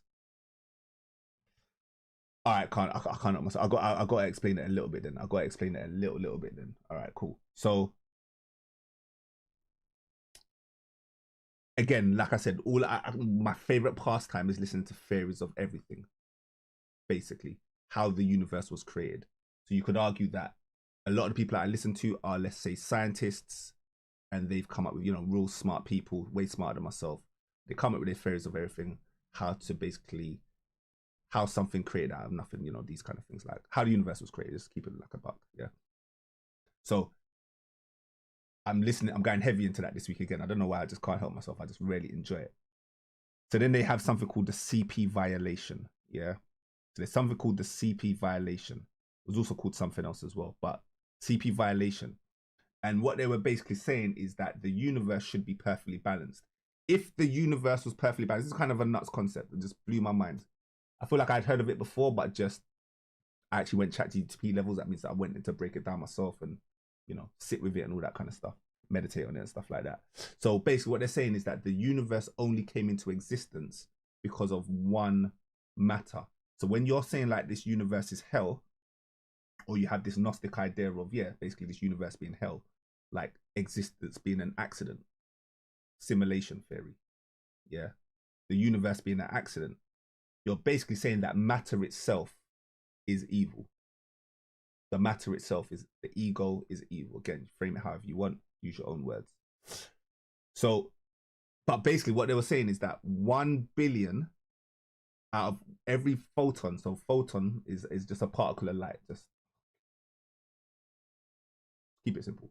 Particle of light, particle of light.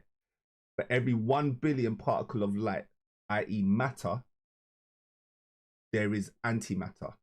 So the universe, if the universe had perfect balance, there would be no creation, because there would be no matter that exists, because everything would have its equal and opposite, i.e. every time you create matter, you're also creating antimatter. Every time you create, let's not go further than that. Keep it there, simple. Yeah. So basically the universe exists because of this violation, this disruption. They call it the CP violation. And this CP violation was basically the equation of roughly, it's a bit less than this, by the way, but just roughly 1 in 1 billion. So the chance of, so the equation of disharmony in the universe for it to just exist is 1 in 1 billion. I think for me, that's quite mind-blowing as a number. So we should be in balance, but we can allow for chaos. And in this aspect, we're talking about chaos being unbalanced. Like we went from matter to antimatter. It didn't equate. So only 1 particle out of a billion went rogue, which would signify, you know, quote unquote, the Lucifer. Remember, a photon is light. Lucifer means light. Or Lucifer is linked to light. Yeah. So that fallen angel angle of light was just 1 angel in 1 billion. Really 6, but yeah. 6 angels. See, you could say the 6 fallen angels in the 1 billion. Or divide that to get another ratio. But essentially, now now this, and I'm gonna skip that. So the reason why I was doing it, so that came in my head just because I was looking at theories of everything, and obviously I like to interconnect everything. So life is the unavoidable. So basically we're saying that life chose to exist. It chose to break itself out there. We don't know why, but all we know is that this 1 photon decided to exist, or existed. Let's just say, we don't even know it's decided. It exists. That in itself created the universe. You could say that the universe was created from 1 photon of light, 1 particle of light, 1 pixel in this simulation. Of course, the Big Bang. And that life is the unavoidable self-replicating chaos of the void. So basically we're saying that chaos can never return to itself. There's an argument that basically there is no time. So obviously we exist outside of time and space. Obviously for my metaphysician, spiritualist people, we know this already. There's a part of us, our soul, that exists beyond space and time. But this basically, now this is obviously quantum theory, but just if we were going by the quantum theory, it would mean that the return to nothingness is not necessarily what the universe wants. Because of this imbalance to always want to create. Now it wants to create harmony a lot more than it wants to create creation in this equation. But there's still life. You know, 1 in 1 billion, and quite honestly, in a realm of a universe, 1 billion particles is not a lot. By the way, it's not a lot. It's not, it sounds like a big number. It's not, in a relative scheme of things. Obviously, we can go to trillions and bigger. So, life is unavoidable. Life is the unavoidable self-replicating chaos of the void, trying to and failing to return to nothingness. There's a failure to return to nothingness. That's what creation is. The creation is the failure to return to nothingness. All right. Yeah, skip that stuff. I was going too much into my theories of everything and just how the universe works and electricity and stuff like that. So we'll have to skip that. All right. So now we're going to introduce another guy into the equation. So we've been speaking about chaos. So again, just a recap. Obviously, we're coming up to the 2-hour mark. And so just the recap is that we've been speaking about this model of this Lacanian triad, which is based on symbols, images, and the real, the imaginary realm, the real realm, and the symbolic realm. These are all worlds. Yeah, words create worlds. These are all worlds. Yeah.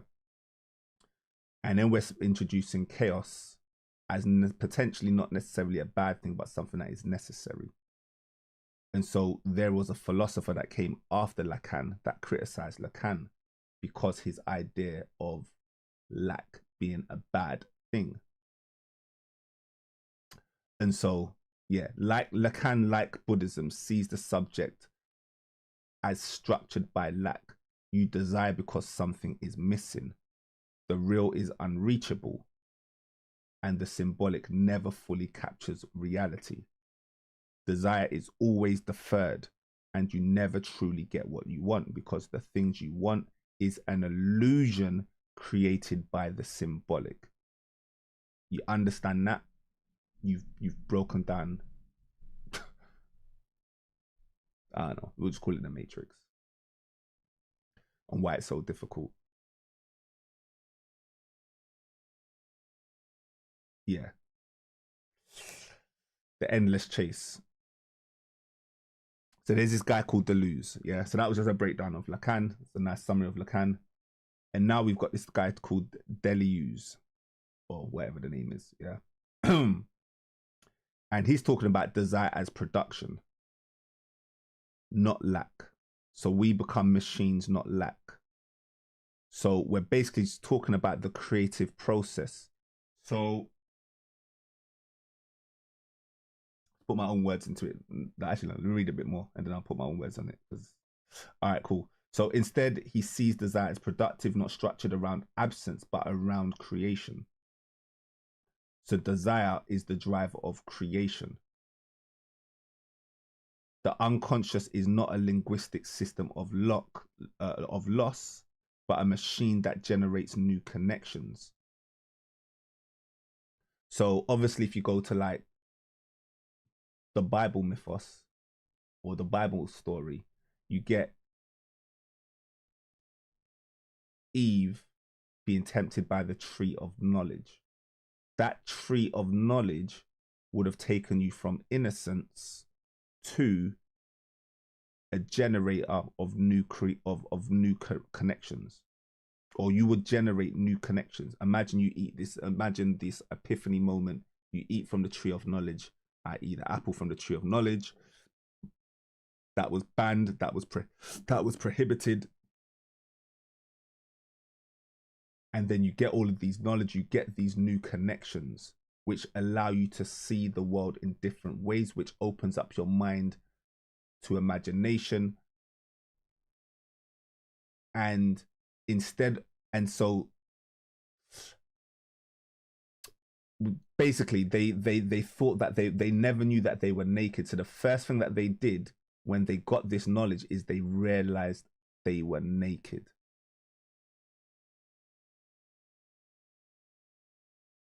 They realized they were naked. Think about that.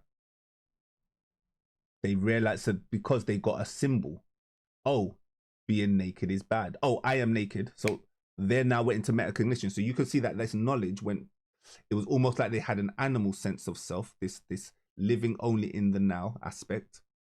And then this knowledge was a curse.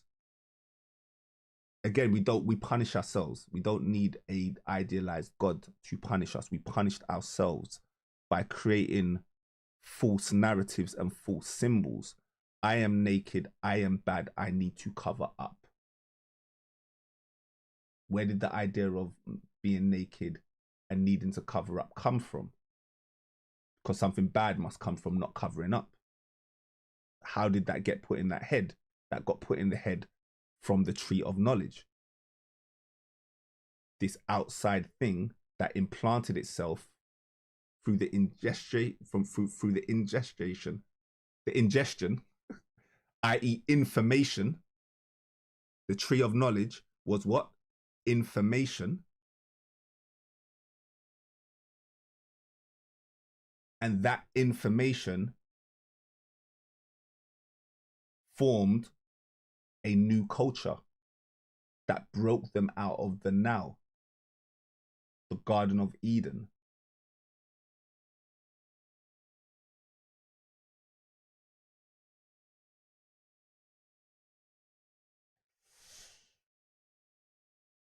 So desire is an engine.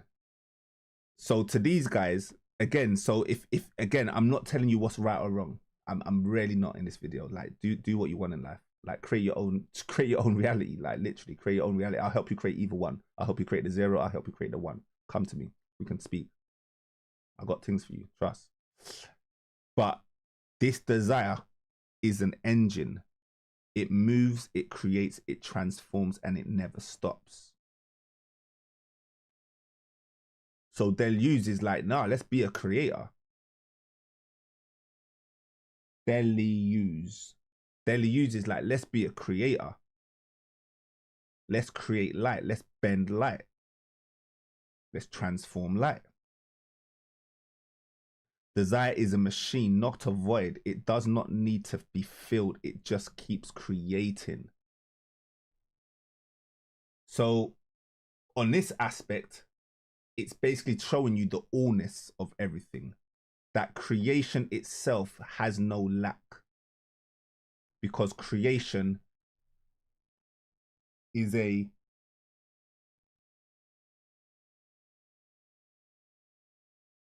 attribute of a creator.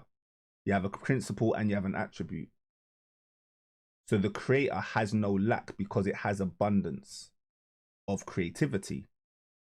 And so with its abundance, it just chooses, my cup runneth over. It just chooses to create because it is a creator. A lemon seed just chooses to produce lemons.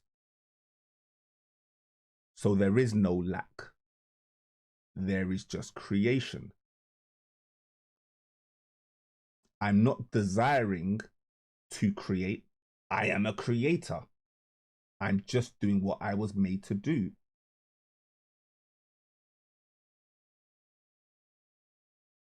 So this is all about perspective. Again, I haven't told you what's right or wrong. I've told you what I'm doing, and you know, but I'm not preachy with it. Like, it works for me. But like I said, my brother is a Buddha. The -1, the negation works for him. He's living his best life. Good for him. Incredible. I've been a hedonist, been there, done that with that kind of stuff. Now we're going more into negation. You know, balancing the two. But really, I see these things as tools. You know, again, I've spoken about that at the beginning of the video. So desire is a machine, not a void. It doesn't need to be filled. The circumference that is everywhere and the center that is nowhere. Where's that line again? I'll try and Google that one. I love that line. Even though I probably butchered it. Center that is nowhere and circumference everywhere.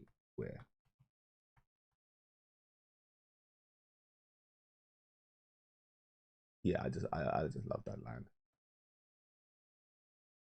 Yeah, it was worth the pause. It was worth the pause. It is worth the pause. I want to get up. One of my favorite lines of recently. Probably I've had this line for about a year, maybe a bit more. Pascal, is this Pascal's wager? Blaise Pascal. Sorry, I can't help myself. We do a real-time thing. Blaise Pascal's wager. Blaise Pascal's wager. They're the same guy.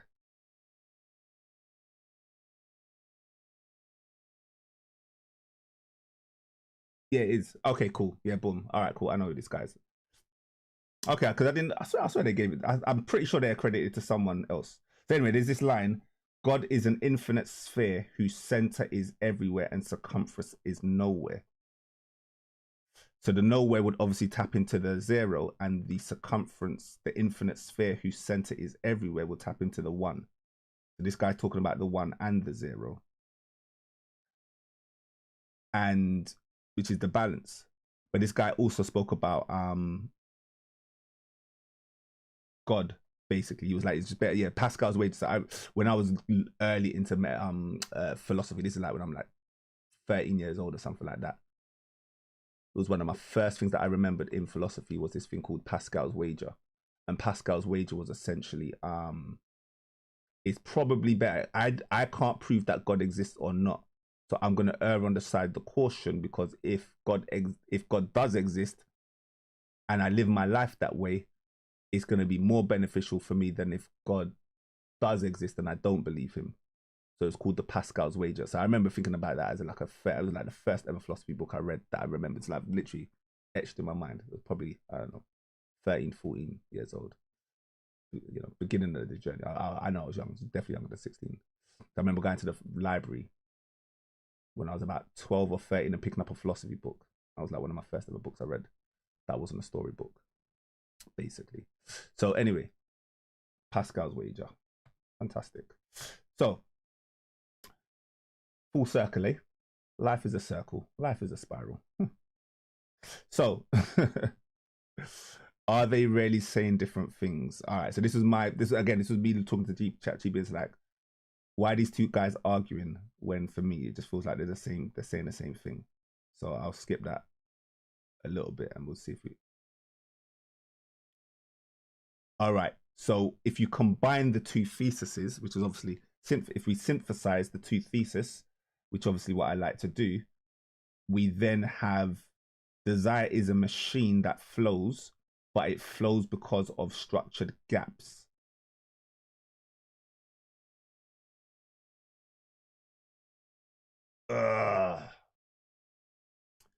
Yeah, it's fine. It's fine. I can't do it all in one video.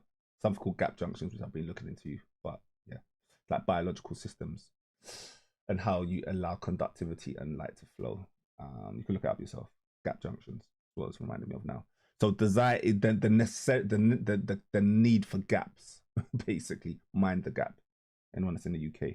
So desire is the machine that flows, but it flows because of structured gaps, i.e. organized chaos.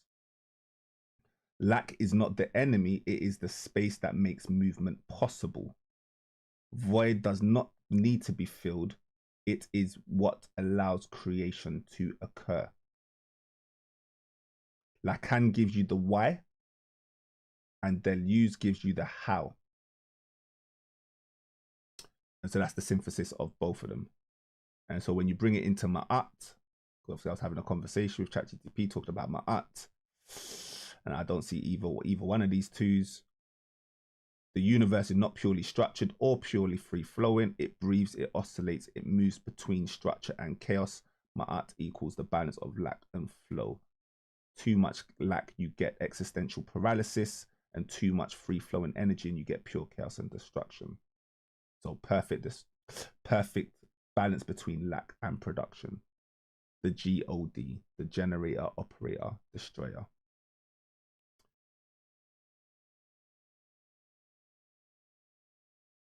And reality is a machine that is structured by both, essentially. So we'll skip there.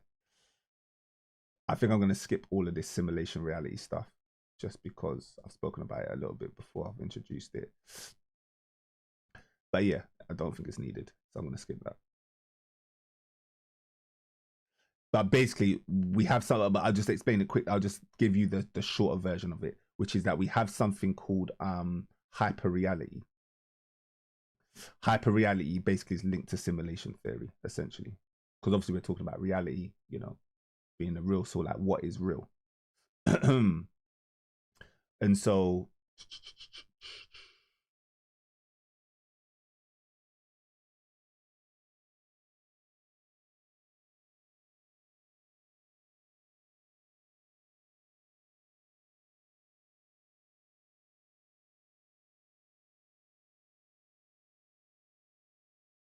I didn't actually read all of these notes. Again, I'm kind of picking out what I wanted to pick out. And so that's incredible for me. So I'm actually just skipping through and I'm stopping when I'm interested myself. Like, oh, rah, that's banging. So, because again, all this other stuff I kind of know, it's like a bit boring. So, reflections on reality, distortions of reality, absence of reality. So this is like different versions of the simulation. And the theme for my video is why you'll feel empty. And I talk about the truth. I can't remember what I said in the thumbnail title, but I've said basically the truth. The truth is not important, or like it's not key. And I'm basically saying it's not key because you get to a point where you understand there is an explanation in which to explain reality as a simulation. And when you understand that there is a simulation aspect to the reality, how can truth be paramount? The search for truth is a noble idea, but it can never be found. And so we're now living in stage 4 where truth is irrelevant because simulations create their own reality. This is why, for me, I have to also give respect to the one because I'm in this simulation. So until I choose to just live in a forest, I might as well create my reality. The truth becomes irrelevant because simulations create their own reality. Let's watch out for AI. But hey ho, not go that far. Keep it there. The symbolic world is already a simulation. This is my whole, yeah, like literally this is just tapping into my whole thesis. The word tree is not a tree, of course not. So you just have to understand principle and attribute. You obviously need to understand what is real. You don't want to be tricking yourself falsely, but you want to work with these tools. So if we all have symbols, what happens when the symbols take over? Again, be careful for AI.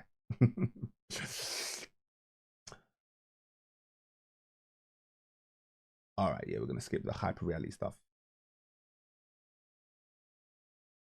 And then we get into Gödel's theorem, which is this theorem that says that no system is perfect. And so hyperreality, the simulation is always going to be incomplete. This is massive. So even though we're going to create these aspects of self, or we don't even need to necessarily create them. We just understand that there is a dualistic monism. There's a thing called dualistic monism. Is that really? But essentially it's just a triangle, with monism being at the top, looking at the dualistic aspect. It's basically a triangle. And in that, if every system is incomplete, then hyperreality is the ultimate proof of incompleteness. We cannot return to a real reality because we don't even know what that means anymore. Gödel proves that there will always be gaps in the system, and Baudrillard, who's a guy that came up with this simulation theory, shows that these gaps are filled with simulations of your imagination, because your imagination needs to create gaps in order for it to exist. How would it move otherwise? And then we create these copies until we forget there was a gap, and that is obviously delusion.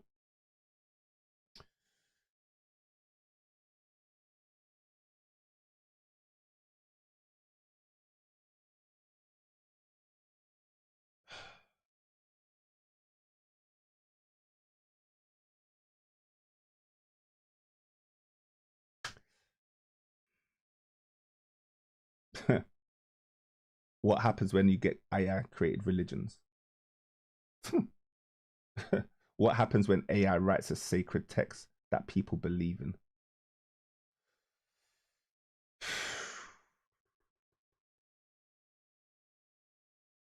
Plato's cave. People can watch a shadow on the walls, never seeing the real light. That'd be hyperreal or Plato's cave. Maya means illusion, means we're already in a simulation. Enlightenment means seeing past it.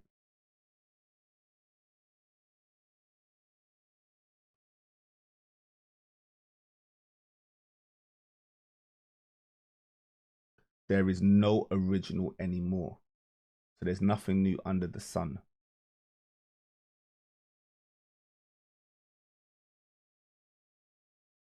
There is nothing new under the sun. There is no original anymore. There is just a divine spark, which is neither created nor destroyed.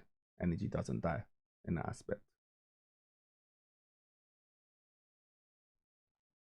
And so all forms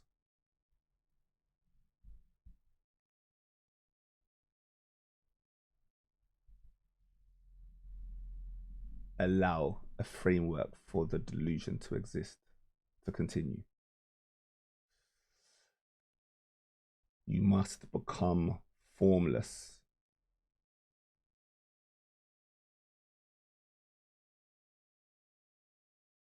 You have to tap into formlessness.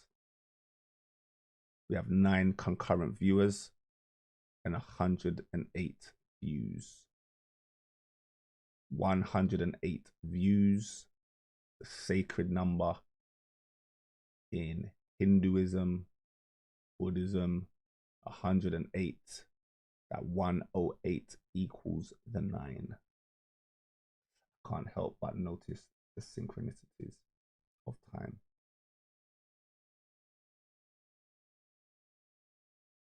I then just looked at the time and I'm seeing, I'm getting a bit, I told you I might go into this video and just pause because like spiritually things are happening.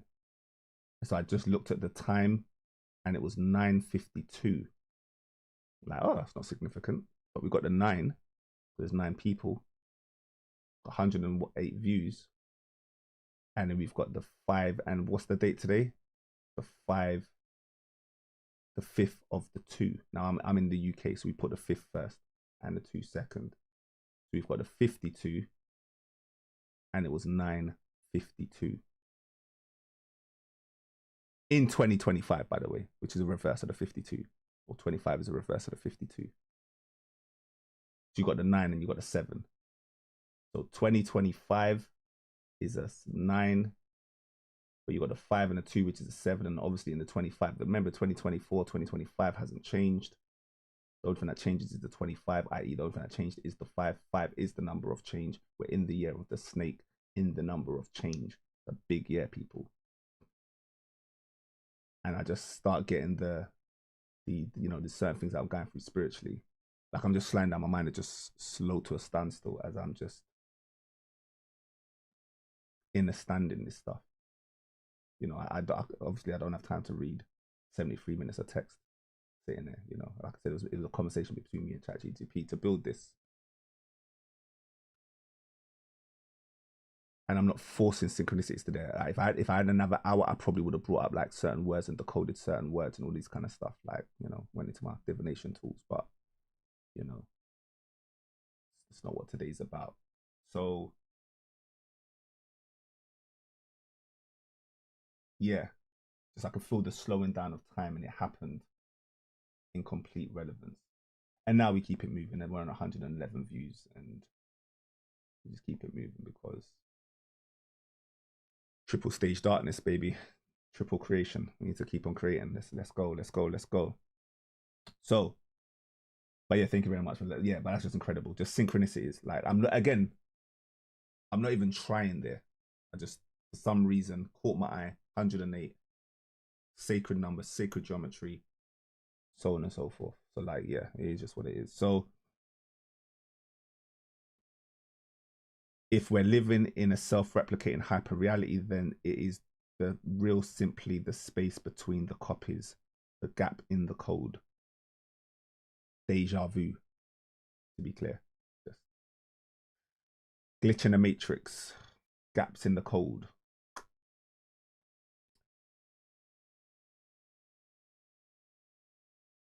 And then we move on to like getting towards the end now. The major criticisms, the meaning obsession. And so as someone that's built a divination app, you know, the danger of that is that I become meaning obsessed as a mean machine, as a creator. And so this is just a reality check. Again, I'm always going to be a better student than a teacher. And this for me is student level insights. As in, do not become meaning obsessed. Enjoy these divination tools as tools. Don't let the tool control you. So how are you becoming more obsessed with words than the reality? So you're staying there all day looking at geometry, you're staying there decoding reality, and then you're not really living life. Are you focusing on the semantics, the etymology, the connotations too much? So again, it's just a balance with everything. Again, I really enjoy doing that. But there's a balance. And I'm basically saying that these meanings only come into fruition. They come into its strongest light when you live life and you allow life to life. It's like creating a sigil. You create a sigil, you create a symbol, and then you forget about it. I create these meanings and I forget about it. If the universe wants to confirm some meanings, it will confirm it. If it doesn't, no big deal.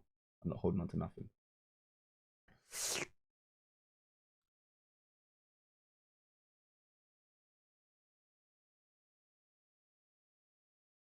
And this is my guy, William James. My guy, William James. Pragmatism. Use over truth. Use over truth.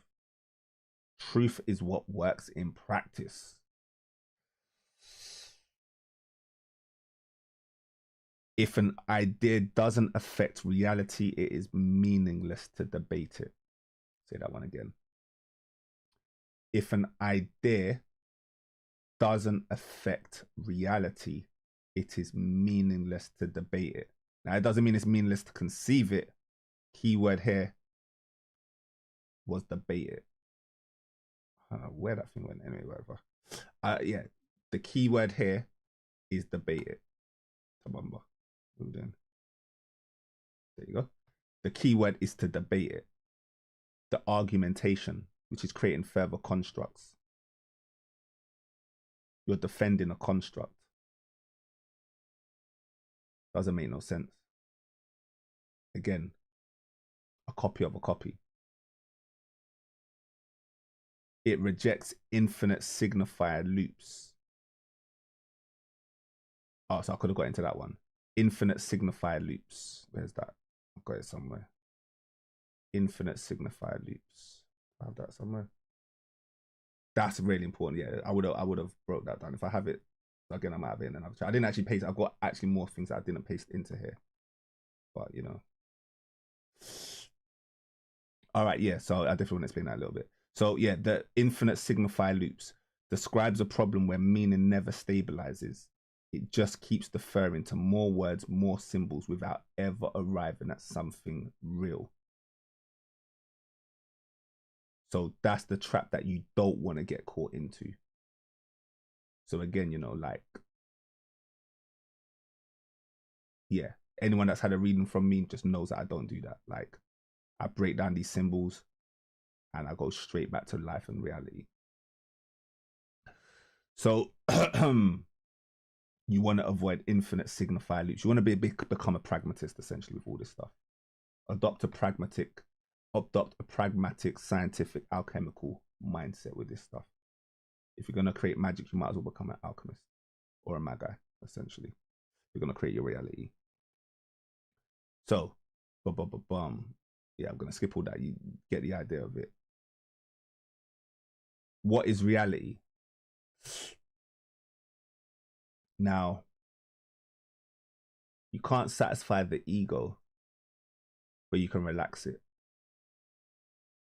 So one of the things that I personally do is I allow my ego to express itself when it needs to. So for example, I do look at things like truth. Maybe don't look at it so much now, but like, what is truth? Truth is reality. Like basically you trying to answer that question, what is truth, will lead you down. Remember, questions are ions. The journey, questions are journeys. Quest, journey, quest on, quest I on. The quest I am on. You're going to put yourself on a quest. You put yourself on a quest to know thyself. That's a lifelong journey, bro. That's a lifelong journey. What is truth? Who am I? What is self? It's a lifelong journey. How could it not be? It's gonna trap you in an infinite signifying loop. Now, I'm not saying that's not significant. There was one day when I broke down sign, significant, and signet. I broke this down. I just did it myself. I didn't shit. It wasn't a video. I just did it myself. Spent an hour just looking at this stuff. Incredible. What is truth? What is reality? What is perception? What is a mental construct? What is consciousness? I could probably say I've spent 100. I can probably say no. I can probably say I've spent 500 hours easily looking at what is consciousness. It's that one question alone. Am I any closer to the truth? Yeah, I think so. But I know it's not the ultimate reality.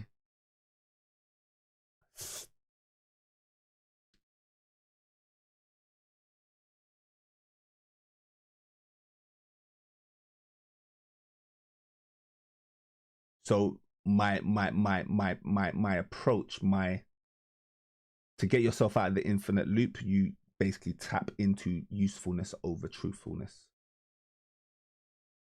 Did it change anything? Did it evolve anything? Was I able to alchemize with this? This is why pragmatic divination is powerful. ChatGPT is nuts, to be honest, because basically there's certain ideas and concepts that I kind of toy with and play with, but you know, they're constructs, so I just keep them in my own head. I'm not really trying to, you know, I don't share everything. Well, obviously, no one shares their whole mind with the world. Like, that'd be impossible. But I know that the theme that separates me was this idea around pragmatism, because, you know, I basically intuited this use over truth and then found out that there were these people called pragmatists, and then started getting into pragmatism, basically, because it just aligned with what I was already feeling inside. And so this is why pragmatic divination is powerful. It doesn't get lost in infinite definition. It asks, does this method provide insight, clarity, or direction? If yes, it works. Done. Keep it moving. Yeah. So basically, pragmatic divination is an idea that I'd been playing around with in my head as a term to use. But again, just new constructs. I have so many new constructs because I'm reframing my mind all the time. Obviously, we create words. Meaning only exists when it stops. Meaning is only real when it stabilizes in action. If you keep questioning forever, it becomes an infinite loop. Truth is not something you find, it is something you use. All right, cool. Yeah, get a bit repetitive.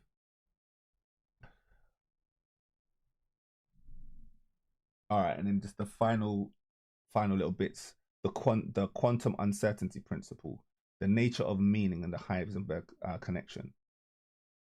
So basically, the Heisenberg principle is incredible, because it means that it basically says in quantum physics that you can't, if you know the location of something, you can't know where it's going.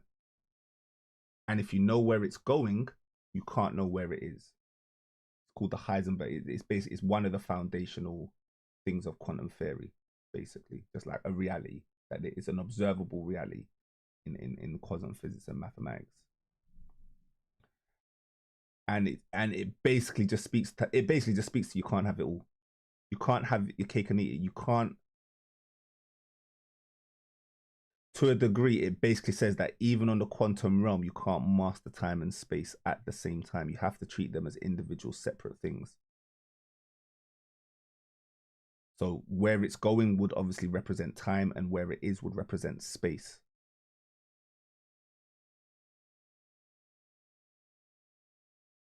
So that's, even when I'm reading this now, because again, like, you know, I built this last week, basically.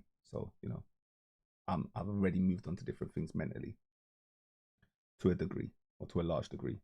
And this is basically just giving me new insights as I'm reading it now. I'm kind of looking at this now with fresh eyes. And it just speaks to the usefulness of things. Like, I'm going to master space in this moment, or I'm going to master time in this moment. Space-time don't have to be linked, by the way. Just to be clear. There is no such thing as space. I don't want to get too technical, but basically there is no such thing as space. There is no such thing as space. There is a such thing as time. Time does exist. Maybe not as what you think. Obviously, it could be illusionary, but there is essentially time. There is a spin rate of something. So there is no empty space. There is a fist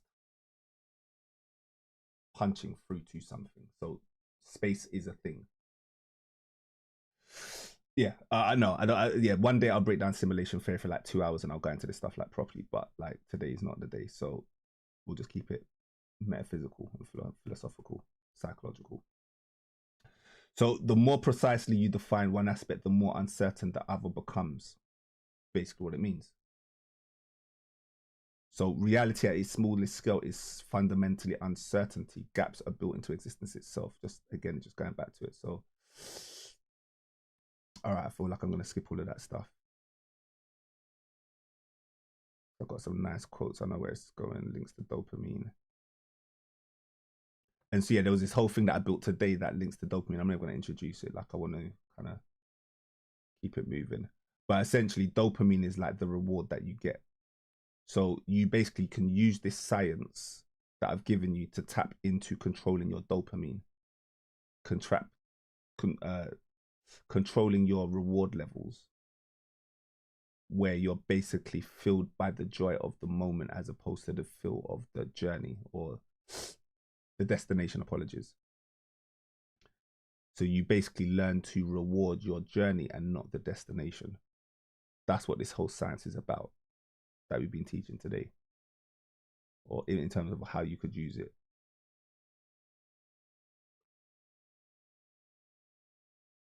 I'm gonna skip. I'm gonna skip stuff. I'm gonna skip stuff.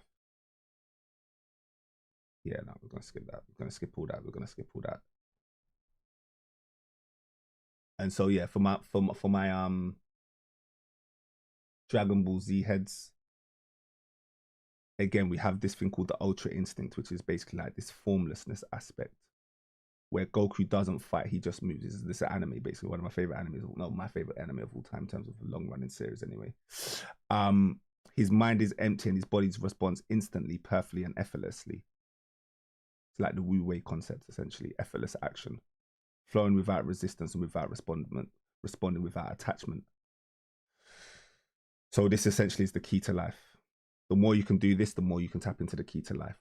So like I would study this stuff, and obviously it's symbolized in the main character in a TV program called Dragon Ball Z, and he gets this superpower called Ultra Instinct, which is basically this aspect of be like water. The final form is no form, and Ultra Instinct equals no flow, equals perfect flow. So I'm gonna skip that bit there.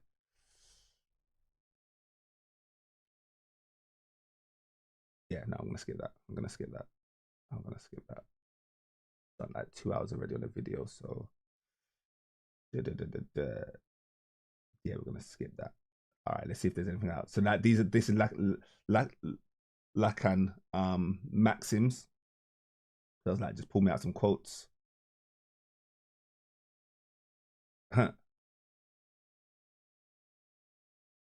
Never betray your true core desire. So about a month ago, maybe 2 months ago, I heard one of my most favorite quotes at the time, and it was, do what you love till it kills you. Do what you love till it kills you. So yeah, do what you love till it kills you. What other way is there to be? Again, it's about this wholeheartedness, tapping into your wholeheartedness. Never betray your core desires, your primal instincts. The solution is not to be enslaved by desire, but to own it, to integrate it, to channel it into creation. Simple. The unconscious is structured like language. Yeah, this was a big one. Like, I was looking into this stuff today. The unconscious is structured like a language. Meaning something we own, we are born into a system of science. It basically means that we are our DNA. It's basically just talking about our DNA, essentially. The stuff that we are not even really aware of through things like trauma and stuff like that. Ancestral trauma, for example, is structured in the language, in forms. Man's desire is desire of other. Yeah, we kind of speak about that now. Enjoy your symptoms. Enjoy the chaos, essentially. Basically, stop trying to fix yourself. Stop trying to fix yourself. Again, the spiritual trap. A letter always arrives at its destination. The big other does not exist. Uh-oh. Uh-oh. God is an illusion. The truth has a structure of fiction. The truth can always be framed within a narrative. All right, cool. Yeah, boom. All right, cool. So yeah, that's basically it.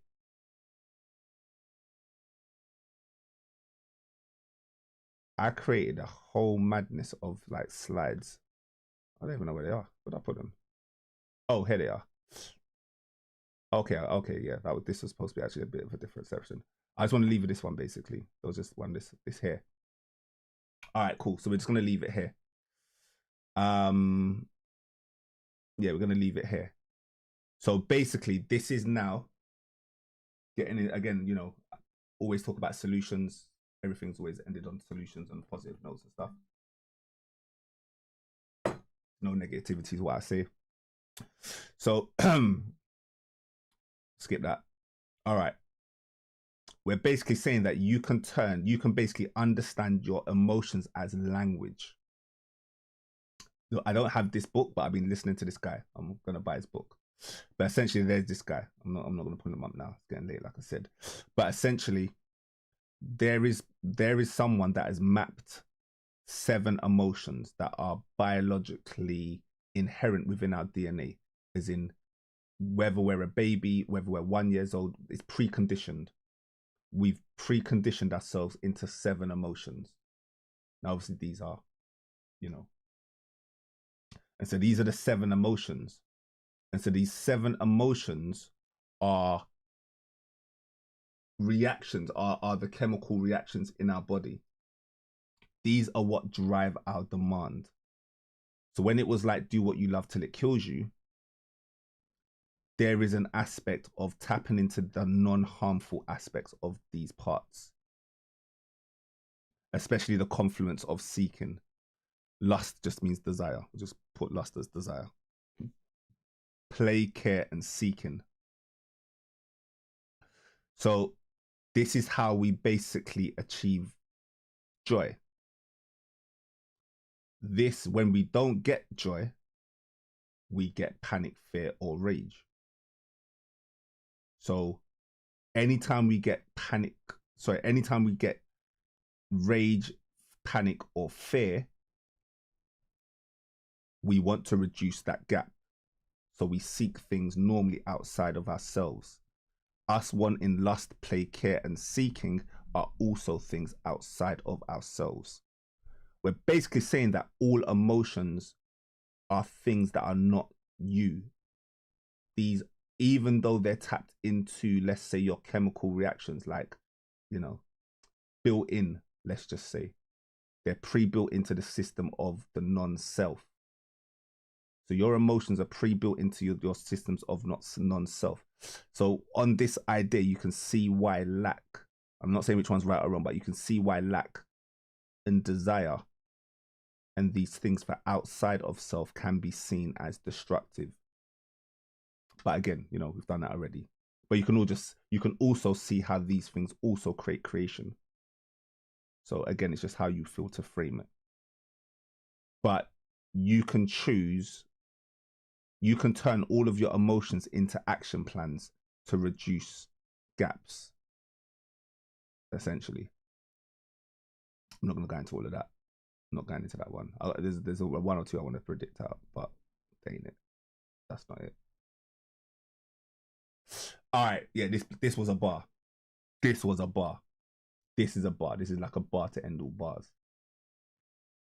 So there is no homeostasis of homeostasis. Such a bar. So homeostasis means rest. Homeostasis means peace. Homeostasis means whatever the opposite of disease is. Health. There you go. Homeostasis, yeah. So being at home, being at rest, home, yeah. Now, the reason why life is basically almost like a trap, or why life is so difficult, seemingly impossible, is because you will never, almost never, again, let's just imagine that it is possible, seemingly impossible, that is potentially a fiction in itself, but it's because that there is no rule book to homeostasis. Homeostasis always has to be created in the moment. And so it basically means that you can never really truly rest, because there is no template for homeostasis. Homeostasis is not pre-built into the system, into reality. So you're always having to learn how to remodel your state of homeostasis. You always have to remodel your level of balance. This is ma'at. This is the scales. Because life is dynamic. So once you come into that acceptance, you at least have a chance. But again, this idea of like my life, if I just get this, then my life will be balanced. If I just get this, then my life will be peace. That delusion is what's effing you up. That's killing you. And so rapid acceptance is the absolute key to everything. Well, the first step, let's just say.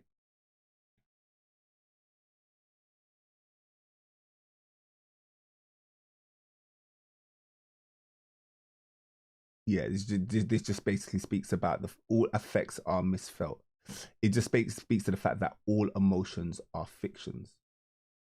All emotions are misfelt. Basically, they're the minute you interpret them, you will misinterpret them. Essentially, again, we said this a few times before.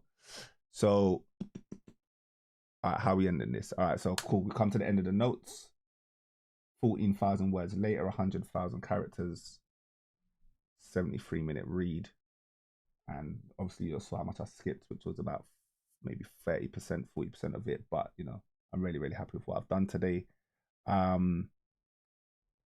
So real equals sensations and emotions equal the inferred response. Yeah, all emotions are misinterpreted. Yeah, basically.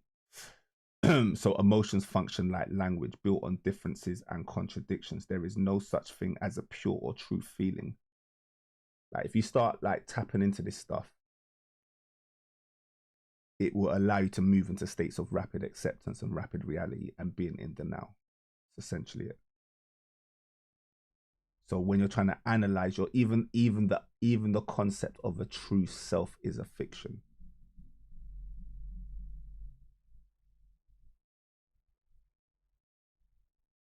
At best, you would have to say that the true self would be that unchanging cloud, the background, the observer. But then you get into this idea of, you know, I'm listening to, you know, again, listen to my Muji and stuff like that. So you understand that even the observer can be observed. And then once you observe that the observer that observed can be observed, you then now go into an infinite loop of observation. And this is why consciousness then is fundamental, because the only thing that we have is observation. And that would be the only thing that is unchanging. And so, yeah, I mean, these are just keys. But until you accept that as reality and just start to enjoy your creations, then you're always going to be locked in the trap. Your soul is always going to be quote unquote trapped, because you're going to be locked into emotions and even feelings. And we never experience emotions in the raw, in an unfiltered way. So we're always going to be living life through a lens, through a filter, which will be shaped by interpretations and social conditions and unconscious, even unconscious structures. So there's no idealization of anything. You can't idealize anything. You can't cling onto anything. You can't grasp onto anything. All things in moderation. No, all things in modulation. All things in modulation. Modulation means modes, the change of mode, the change of frequency. All things in modulation. I just made that up today, by the way. I'm writing that one down. I'm going to add that somewhere. All things in moderation, all things in modulation. There is no right way to feel, only the way we translate our emotions into meaning. And so I had this archetype. And so this is how I'll end it. I'll end it on a personal note that is relevant to the tribe, to the people them. So I basically had, so when I first started, let's just say when I first built the construct of, you know, these life coaching tools and these tens of tools that I've built, you know, I had these archetypes, these 5 archetypes, which was based on the 5 elements and the higher self, lower self, future self, past self, plus the 5 elements, you know, correspondence. And then at the center of it was basically my version of the true self, which was a deep soul seeker. And obviously the epiphany just hit me, you know, today or yesterday, I can't remember when, today or yesterday, that I can't really name people the deep soul seeker, because by me doing that and calling people deep soul seekers and manifesting that into the universe, I'm manifesting seeking. I'm manifesting an outer experience. The epiphany of life happens when you realize that you are the one that you are seeking. I mean, classic Buddhist line. If you never heard that, that's a great one. The epiphany of life, the aha moment in life, comes when you realize that the one you were seeking was always there, or whatever. You know what I mean? Like there's many ways to interpret it. And so I need to drop the name deep soul seekers, because the people that I'm looking to move with, the archetype which I'm at least going to embody will be better translated when I just call myself a deep soul, as opposed to a deep soul seeker. And at one day I'll probably drop soul as well, and at one day I'll probably drop deep, but for now we'll drop 30% of it. It's just like you go into the I am beautiful, I am lovely, I am wonderful, I am a divine presence of amazing beingness that shines bright like a sun. And then you drop all of that stuff, you get into the I am, and then you know. And so yeah, but where we are now is we'll just keep it with the deep souls. So yeah, signing off. We'll be back next week 7:30. Have no idea what I'm going to be speaking about. We'll allow life to life, and then I'll get inspired, and from that inspiration I will create. Simple. There you go. So thank you very much. Yeah, it was a pleasure. It was a pleasure sharing this one. This one for me is pivotal. I will mention this one to other people, because if you understand this, you become a deep soul. It allows you to tap into the deepness of your soul, which is limitless, which is that background, which is that gateless gate. Let's not even go into that one again. And yeah, anyone wants to message me to get the private insights. Also, I'm going live every 7:30. Sorry, no, 6:30 UK time in the morning, most mornings, especially Monday to Thursday, because my weekends are a bit more chaotic with timings. So, but yeah, Monday to Thursday, I'm trying to keep a bit more order, and then I allow the end of the week to go into more chaos. Again, this is how I balance my life. And so anyone that wants to catch live divination, oracle readings, energy forecast for the day's energy, you know, I've been doing it 3 days in a row, and it's just magic, literally magic. So imagine I have to come back and do it again, rewind selector. So anyway, peace and blessings, everyone. Love and light. I hope you find the balance that you seek. Until, oh yeah, don't forget to like and subscribe. Until next time, divine timing. Peace.